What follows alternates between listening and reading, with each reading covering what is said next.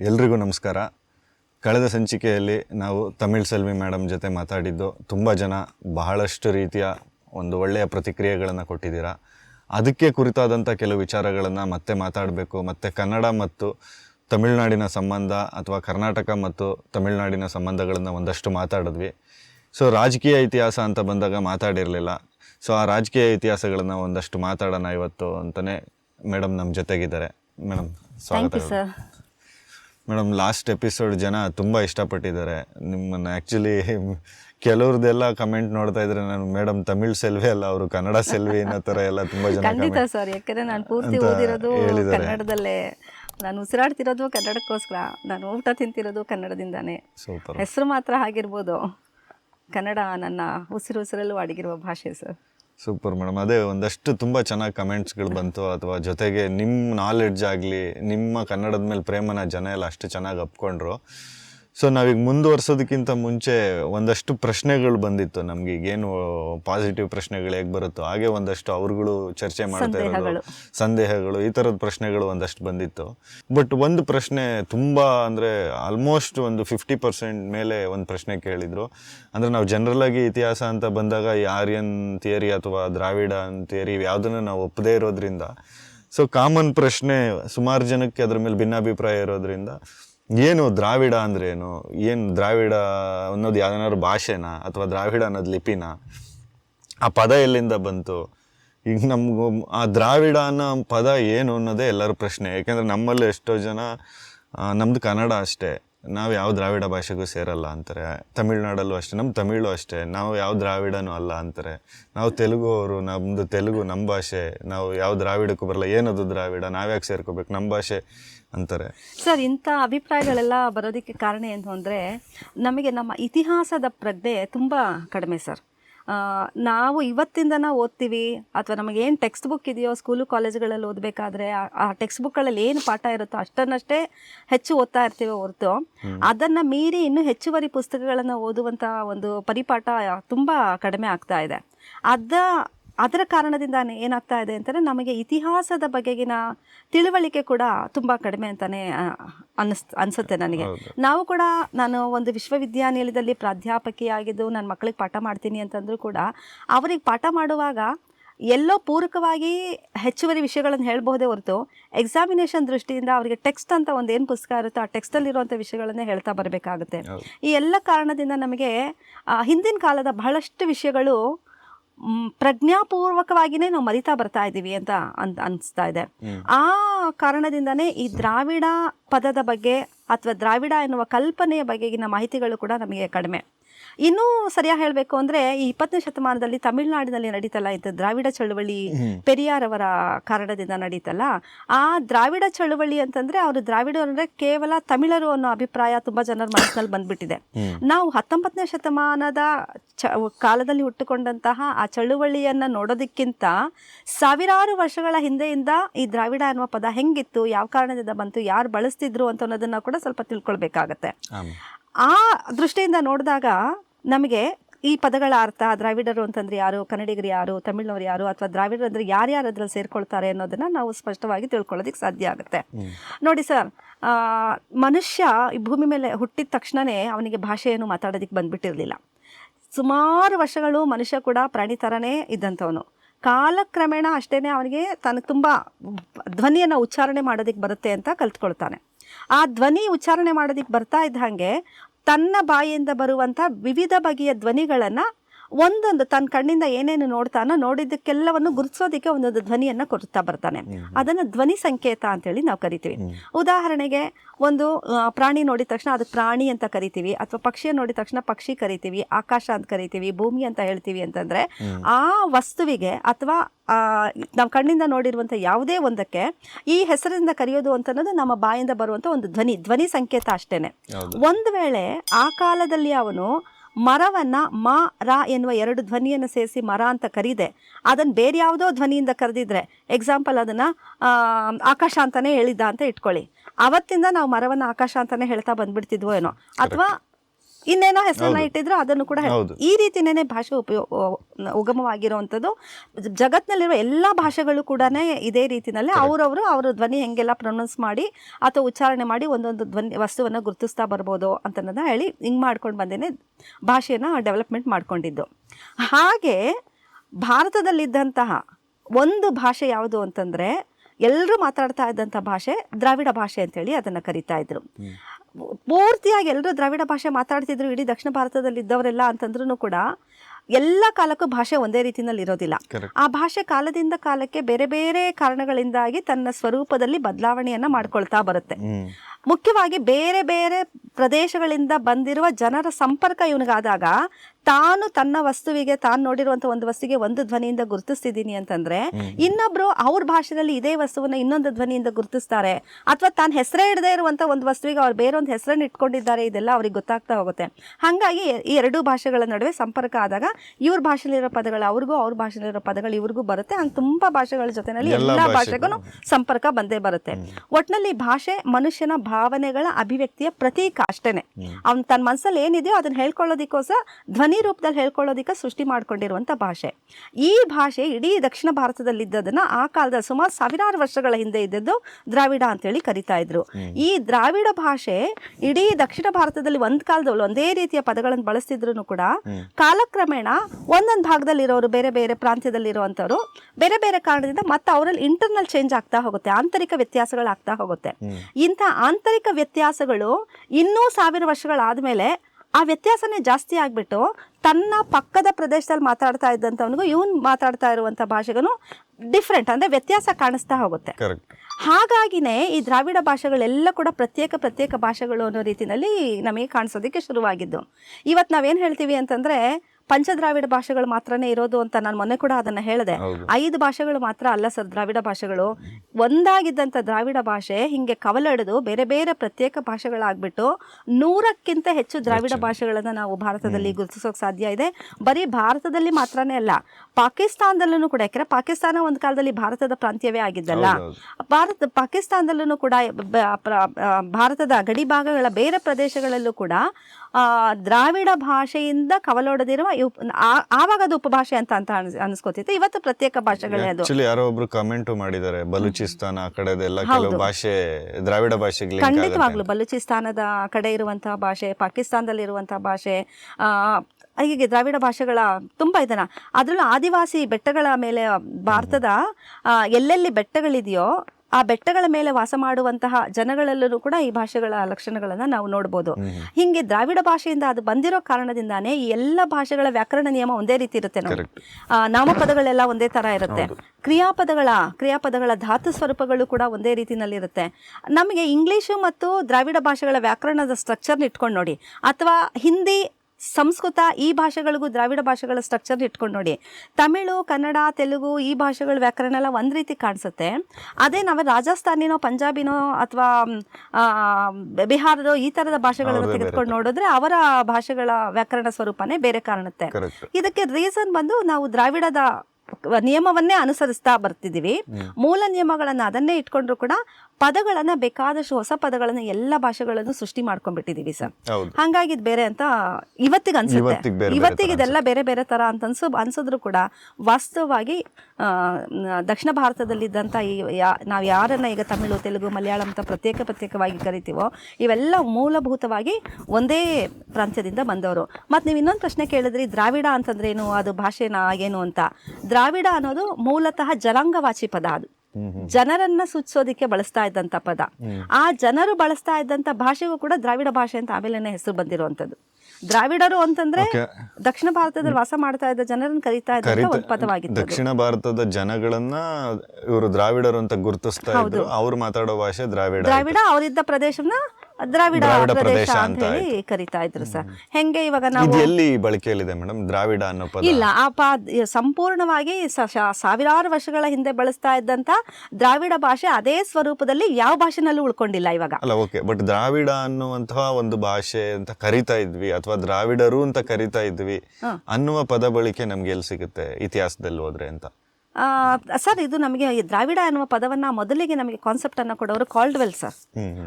19ನೇ ಶತಮಾನದಲ್ಲಿ ದ್ರಾವಿಡ ಭಾಷೆಗಳ ಭಾಷಾ ವಿಜ್ಞಾನ ಪುಸ್ತಕವನ್ನು ಬರೀತಾರಲ್ಲ, ಆ ಸಂದರ್ಭದಲ್ಲೇನೆ ಅವರು ವ್ಯಾಪಕವಾಗಿ ಈ ದ್ರಾವಿಡ ಪದವನ್ನು ಬಳಸುವಂಥದ್ದು. ಅದರ ನಂತರ ದ್ರಾವಿಡ ಭಾಷೆಗಳ ಅಧ್ಯಯನ ಮಾಡೋರೆಲ್ಲರೂ ಕೂಡ ಇದನ್ನು ದ್ರಾವಿಡ ಎನ್ನುವ ಹೆಸರಿನಲ್ಲೇ ಕರೀತಾ ಬರೋದನ್ನ ಗಮನಿಸಬಹುದು. ಸೊ ಅವರು ಎಲ್ಲಿಂದ ರೆಫರ್ ಮಾಡ್ಕೊಂಡ್ರು ಈ ದ್ರಾವಿಡ ಅನ್ನೋ ಪದ? ಸರ್, ದ್ರಾವಿಡ ಎನ್ನುವ ಪದ ನಮ್ಮ ಭಾರತೀಯ ಸಾಹಿತ್ಯದೊಳಗಡೆನೆ ಕೂಡ ಪ್ರಾಚೀನ ಕಾಲದಲ್ಲೇನೆ ಸಿಗುತ್ತೆ ಸರ್. ನೀವು ಈ ಪ್ರಶ್ನೆ ಕೇಳ್ತಿದ್ದಂಗೆ ಇಮಿಡಿಯೇಟ್ ನೆನಪಾಗ್ತಾ ಇರುವಂಥದ್ದು ಪದ್ಮಪುರಾಣ. ನಮ್ಮ ಭಾರತೀಯ ಪ್ರಾಚೀನ ಪುರಾಣಗಳಲ್ಲಿ ಪದ್ಮಪುರಾಣ ಕೂಡ ಅದೇನ್ ಕಥೆ ಹೇಳುತ್ತೆ ಮೇಡಮ್ ಪದ್ಮಪುರಾಣ? ಅದು ಪುರಾಣ ಸರ್, ಇದು ಧಾರ್ಮಿಕ ಕೃತಿ ಅದು. ಪದ್ಮ ಪುರಾಣದಲ್ಲಿ ಭಕ್ತಿ ಅಂತ ಅನ್ನೋದು ದ್ರಾವಿಡ ದೇಶದಲ್ಲಿ ಹುಟ್ಟಿ ಆಮೇಲೆ ಇಡೀ ಭಾರತದ ಪೂರ್ತಿ ಪಸರಿಸುತ್ತೆ ಎನ್ನುವಂತ ಒಂದು ಮಾತು ಬರುತ್ತೆ ಸರ್. ಅಲ್ಲಿ ದ್ರಾವಿಡ ಪದವನ್ನು ನಾವು ನೋಡ್ಬೋದು. ನಂತರದ ಕಾಲಘಟ್ಟಗಳಲ್ಲೂ ಕೂಡ ಉತ್ತರ ಭಾರತೀಯರು ದಕ್ಷಿಣ ಭಾರತೀಯರನ್ನು ಗುರುತಿಸುವ ಸಂದರ್ಭದಲ್ಲಿ ಇದನ್ನ ದ್ರಾವಿಡ ದೇಶ ಅಂತ ಗುರುತಿಸ್ತಾ ಇದ್ರು. ದಕ್ಷಿಣ ಅನ್ನುವ ಅರ್ಥದಲ್ಲಿ ದ್ರಾವಿಡ ದೇಶ ಅಂತ ಗುರುತಿಸ್ತಾ ಇದ್ರು. ಮತ್ತು ನಮ್ಮ ಕೆಲವು ಶಾಸನಗಳಲ್ಲೂ ಕೂಡ ದಕ್ಷಿಣ ಭಾರತ ಅಥವಾ ದಕ್ಷಿಣ ದೇಶ ಅಂತ ಗುರುತಿಸುವ ಸಂದರ್ಭದಲ್ಲಿ ದ್ರಾವಿಡ ಪದವನ್ನ ಬಳಕೆ ಮಾಡಿರೋದು ಉಂಟು. ಈ ಹಿನ್ನೆಲೆಯಲ್ಲಿ ನಮ್ಮ ಭಾಷೆಗಳ ಬಗ್ಗೆ ಅಧ್ಯಯನ ಮಾಡಿದಂತಹ ಕಾಲ್ಡ್ವೆಲ್ ಅವರು ದ್ರಾವಿಡ ಅನ್ನುವ ಪದವನ್ನು ತೆಗೆದುಕೊಂಡು ಆ ಪುಸ್ತಕವನ್ನು ದ್ರಾವಿಡ ಭಾಷಾ ವಿಜ್ಞಾನ ಅನ್ನುವ ಅರ್ಥದಲ್ಲೇ ಬಳಸ್ತಾರೆ.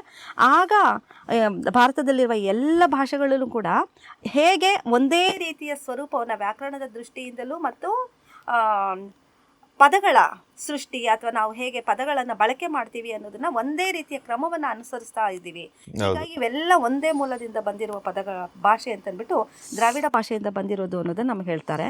ನಂತರದ ಕಾಲ್ಡ್ವೆಲ್ ಅವರ ಅಧ್ಯಯನದ ನಂತರ ಹಲವಾರು ಜನ ಭಾರತೀಯ ವಿದ್ವಾಂಸರು ಕೂಡ ಅಧ್ಯಯನ ಮಾಡಿ ಇನ್ನೂ ಪ್ರೂವ್ ಮಾಡ್ತಾರೆ ಸರ್ ಎಲ್ಲ ಭಾಷೆಗಳು ಒಂದೇ ಮೂಲದಿಂದ ಬಂದಿರೋದು ಅಂತ. ನೀವು ಆಗ್ಲೇ ಒಂದು ಪ್ರಶ್ನೆ ಕೇಳಿದ್ರಿ, ದ್ರಾವಿಡ ಅಂತ ಅನ್ನೋದು ಈಗ ಎಲ್ಲಿದೆ ಅಂತ ಅನ್ನೋದು. ಆ ಮೂಲ ದ್ರಾವಿಡ ಇವತ್ತೆಲ್ಲೂ ನಮ್ಗೆ ನೋಡೋದಿಕ್ ಸಾಧ್ಯ ಇಲ್ಲ. ಮೂಲ ದ್ರಾವಿಡ ಹಲವಾರು ರೀತಿಯ ವ್ಯತ್ಯಾಸವನ್ನ ಪಡ್ಕೊಂಡು ಬೇರೆ ಬೇರೆ ರೀತಿಯ ಭಾಷೆಗಳೊಳಗಡೆ ಮಿಕ್ಸ್ ಆಗಿ ಹೋಗ್ಬಿಟ್ಟಿದೆ ಅಷ್ಟೇನೆ. ಅಡಗಿ ಕುಳಿತಿರೋದನ್ನ ನೋಡ್ಬೋದೇ ಹೊರತು ಮೂಲ ದ್ರಾವಿಡದ ಸ್ವರೂಪ ಇದೆ, ಹಿಂಗೆ ಮಾತಾಡ್ತಿದ್ರು ಅಂತ ಹೇಳೋದಕ್ಕೆ ಯಾವುದೇ ಸಾಹಿತ್ಯ ಕೃತಿಗಳು ನಮಗಿಲ್ಲ. ಅಥವಾ ಇಂದೊಂದೇ ಪ್ರಾಂತ್ಯದಲ್ಲಿ ಮಾತಾಡ್ತಿದ್ರು ಅಂತ ಅದನ್ನ ಹೇಳಲಿಕ್ಕೂ ಬರಲ್ಲ. ಇಡೀ ದಕ್ಷಿಣ ಭಾರತದಲ್ಲಿ ಮಾತಾಡ್ತಾ ಇದ್ದ ಭಾಷೆ ಆಗಿತ್ತು ಅದು. ಮತ್ತೆ ಇಲ್ಲಿ ಇನ್ನೊಂದನ್ನು ನಾವು ನೆನಪಿಸ್ಕೊಳ್ಬೇಕಾಗಿರುವಂಥದ್ದು, ನಾನು ಆಗಲೇ ಹೇಳಿದ ಹಾಗೆ ಪೆರಿಯಾರ್ ಅವರು ದ್ರಾವಿಡ ಚಳವಳಿಯನ್ನು ಸ್ಥಾಪನೆ ಮಾಡಿದ ಸಂದರ್ಭದಲ್ಲೂ ಕೂಡ ಅವ್ರ ಮನಸ್ಸಿನಲ್ಲಿದ್ದದ್ದು ಉತ್ತರ ಭಾರತೀಯರಿಂದ ಅಥವಾ ಸಂಸ್ಕೃತದ ಪ್ರಾಬಲ್ಯದಿಂದ ಬಿಡಿಸಿಕೊಂಡು ನಾವು ಸ್ವಾಭಿಮಾನದಿಂದ ಮತ್ತು ನಮ್ಮ ಸ್ವಂತಿಕೆಯಿಂದ ನಮ್ಮ ಚಿಂತನೆಗಳನ್ನು ನಮ್ಮ ಬದುಕಿನಲ್ಲಿ ಅಳವಡಿಸ್ಕೊಳ್ಬೇಕು ಅನ್ನೋ ಉದ್ದೇಶದಿಂದಾನೇ ಅವರು ಸ್ವಾಭಿಮಾನಿ ಚಳವಳಿಯನ್ನು ಆರಂಭ ಮಾಡುವಂಥದ್ದು. ಆ ಚಳವಳಿಗೆ ಅವರು ದ್ರಾವಿಡ ಪಕ್ಷ ಅಥವಾ ದ್ರಾವಿಡ ಚಳವಳಿ ಅನ್ನುವ ಹೆಸರನ್ನೆಲ್ಲ ಕೊಡ್ತಾರಲ್ಲ, ಆವಾಗ ಅವ್ರ ಮನಸ್ಸಲ್ಲಿ ಇದ್ದಿದ್ದು ಬರೀ ತಮಿಳು ಅನ್ನೋ ಅರ್ಥ ಇರಲಿಲ್ಲ ಪೆರಿಯಾರ್ಗೂ ಕೂಡ. ಇಡೀ ದಕ್ಷಿಣ ಭಾರತದ ಕನ್ನಡಿಗರನ್ನು ಒಳಗೊಂಡಂತೆ ಮತ್ತು ಮಲಯಾಳಿಗರನ್ನು ಒಳಗೊಂಡಂತೆ ತೆಲುಗರನ್ನು ಒಳಗೊಂಡೆ ಎಲ್ಲರನ್ನೂ ಇಟ್ಕೊಂಡು ಇದನ್ನು ಮಾಡಬೇಕು ಅನ್ನೋ ಅಭಿಪ್ರಾಯ ಅವರಲ್ಲಿತ್ತು. ಆದರೆ ಸಾಧ್ಯ ಆಗಲಿಲ್ಲ. ಆ ದ್ರಾವಿಡ ಚಳವಳಿಯೊಳಗೆ ತಮಿಳುನಾಡಿನ ಜನ ಮಾತ್ರನೇ ಹೆಚ್ಚು ಇನ್ವಾಲ್ವ್ ಆಗಿ ಅವರದನ್ನು ಮುಂದುವರಿಸಬೇಕಾಗಿ ಬಂತು ಆಮೇಲೆ. ಸೊ ಅಂದರೆ ಜಿಯೋಗ್ರಫಿಕಲಿ ನಮ್ಮನ್ನ ದ್ರಾವಿಡರು ಅಂತ ಗುರುತಿಸಿದ್ದಾರೆ.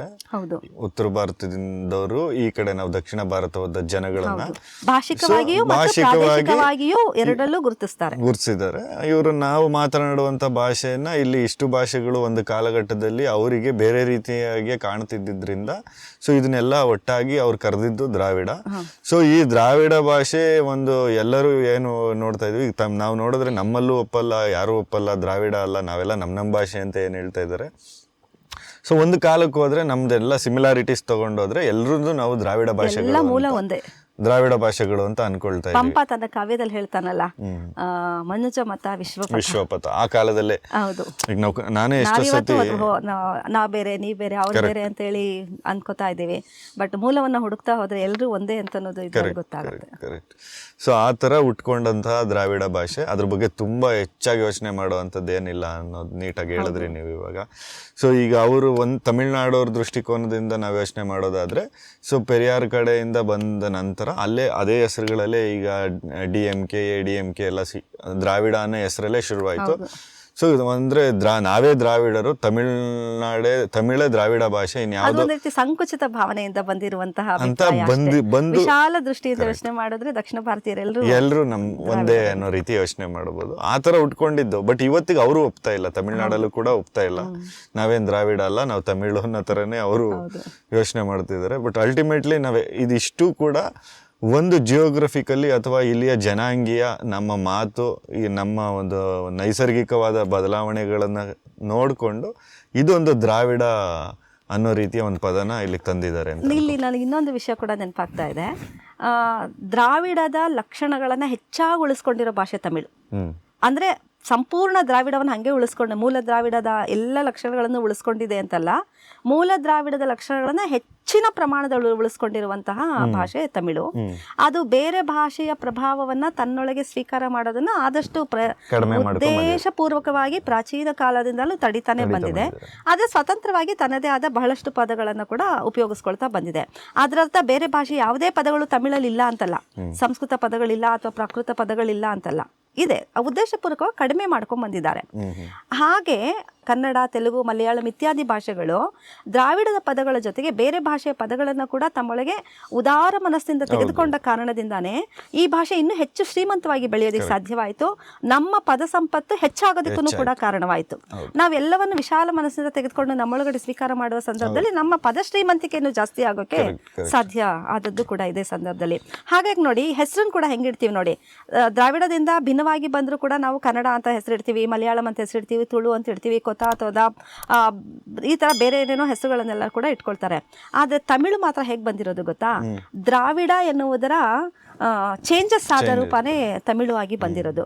ದ್ರಾವಿಡ ದ್ರವಿಡ ಆಗುತ್ತೆ, ತ್ರಮಿಡ ಆಗುತ್ತೆ, ತ್ರಮಿಳ ಆಗುತ್ತೆ, ತ್ರಮಿಳ ಆಮೇಲೆ ತಮಿಳು ಆಗಿ, ತಮಿಳು ಮತ್ತು ಆಮೇಲೆ ತಿಗಳ ಅಂತ ಕೂಡ ಕರೆಯುವ ಒಂದು ಪ್ರಮೇಯ ಕೂಡ ಬರುತ್ತೆ. ಹಂಗಾಗಿ ತಮಿಳಿನವರಲ್ಲಿ ಹೆಸರು ಕೂಡ ಅದರ ಚೇಂಜಸ್ ಆಗಿ ದ್ರಾವಿಡವನ್ನು ತಮಿಳನ್ನಾಗಿ ಬಳಸ್ಕೊಳ್ತಾರೆ ಹೊರತು ಕನ್ನಡ, ಮಲಯಾಳಂ ಥರ ಹೊಸ ಹೆಸರನ್ನ ಇಟ್ಕೊಳ್ಳೋದಕ್ಕೆ ಸಾಧ್ಯ ಆಗೋದಿಲ್ಲ ಅಲ್ಲಿ. ಕರೆಕ್ಟ್. ಸೊ ಅವ್ರು ಸ್ವಲ್ಪ ಅವಾಗಲಿಂದನೂ ಅದೇ ರೀತಿ ಉಳಿಸ್ಕೊಂಡ್ಬಂದಿರೋದ್ರಿಂದ ಒಂಚೂರು ಸಿಮಿಲಾರಿಟೀಸ್ ದ್ರಾವಿಡದು ಒಂದು ಸ್ವಲ್ಪ ಹೆಚ್ಚಾಗಿ ದ್ರಾವಿಡದ ಲಕ್ಷಣಗಳು ಅಲ್ಲಿ ಕಾಣಿಸಿಕೊಳ್ಳುತ್ತೆ. ಸೊ ಈಗ ದ್ರಾವಿಡ ಅನ್ನೋ ಪ್ರಶ್ನೆಗೆ ಪ್ರಾಬಬಲಿ ಒಂದು ಬೇಸಿಕ್ ಉತ್ತರವಂತೂ ಸಿಕ್ಕಿರುತ್ತೆ. ಇನ್ನು ಹೆಚ್ಚಾಗಬೇಕಾದ್ರೆ ಅವರು ಅಧ್ಯಯನ ಮಾಡ್ಕೋಬಹುದು. ಇದ್ರ ಬಗ್ಗೆ ಆಸಕ್ತರು ಇನ್ನೂ ಹೆಚ್ಚು ಭಾಷಾ ವಿಜ್ಞಾನದ ಪುಸ್ತಕಗಳನ್ನು ಓದಿ ಅದರ ಮೂಲ ಸ್ವರೂಪವನ್ನು ತಿಳ್ಕೊಳ್ಳೋದಕ್ಕೆ ನನ್ನ ಈ ಮಾತುಗಳು ಅವ್ರಿಗೆ ಪ್ರೇರಣೆ ಆಗಬಹುದು ಅಂತ ಅಂದ್ಕೊಳ್ತೀನಿ. ಹೌದು ಮ್ಯಾಮ್, ಖಂಡಿತ ನೀಟಾಗಿ ಎಕ್ಸ್ಪ್ಲೈನ್ ಮಾಡಿದ್ರಿ ನೀವು ಅದನ್ನು. ಮ್ಯಾಮ್, ಅದೇ ನಾವು ಈಗ ಒಂದು ರಾಜಕೀಯ ಇತಿಹಾಸ ಮಾತಾಡೋಣ ಅಂತ ಅಂದ್ಕೊಂಡ್ವಿ. ಬಟ್ ಕರ್ನಾಟಕದ ಇತಿಹಾಸ ಮಾತಾಡುವಾಗಲೇ ನಮಗೆ ಇನ್ಯಾವ ಬೇರೆ ಸಾಮ್ರಾಜ್ಯಗಳು ಕರ್ನಾಟಕದ ಒಳಗೆ ಬಂದು ಹೋಗಿರೋ ಅಂಥದ್ದೆಲ್ಲ ನಮಗೆ ತುಂಬ ಕಡಿಮೆ. ನಾವು ಹಿಂದಕ್ಕೆ ಹೋದಾಗ ಇದ್ದಂಥದ್ದು ತಮಿಳುನಾಡು ಮತ್ತು ಕರ್ನಾಟಕದ ನಡುವೆ ನಮಗೆ ರಾಜಕೀಯ ಸಂಘರ್ಷಗಳಿದ್ದಿದ್ದು. ಯಾಕೆ ಆಂಧ್ರದಲ್ಲೂ ಅಂಥ ದೊಡ್ಡ ಸಾಮ್ರಾಜ್ಯಗಳು ಯಾವುದೂ ಇರಲಿಲ್ಲ. ಬಹುಪಾಲು ಆಂಧ್ರ ಪ್ರದೇಶದ ಜಾಗಗಳನ್ನ ಅರ್ಧ ತಮಿಳುನಾಡಿನ ರಾಜಮನೆತನಗಳು, ಕರ್ನಾಟಕದ ರಾಜಮನೆತನಗಳೇ ಆಳ್ತಾ ಬರ್ತಾ ಇದ್ವು. ಸೊ ನಾವು ಜನರಲ್ಲ ಕರ್ನಾಟಕದ ಇತಿಹಾಸ ಅಂತ ನಾವು ತಗೊಂಡಾಗ ನಾವು ಸಿನಿಮಾಯಿಂದಲೂ ನಮಗೆ ಕನೆಕ್ಟೆಡ್ ಆಗಿರೋವಂಥದ್ದು Mayura cinema. So almost same ಅದೇ ಕಥೆನೇ ನಮ್ಗೆ ಇತಿಹಾಸದಲ್ಲಿ ಸಿಗೋವಂಥದ್ದು. ಸೊ ನಾವೇನು ಕದಂಬರು ಒಬ್ಬ ಶರ್ಮ ಬಂದು ವರ್ಮ ಆಗಿ ಒಂದು ಮಯೂರ ಸಾಮ್ರಾಜ್ಯವನ್ನು ಕಟ್ಟೋದನ್ನು ನಾವು ನೋಡ್ತೀವಿ.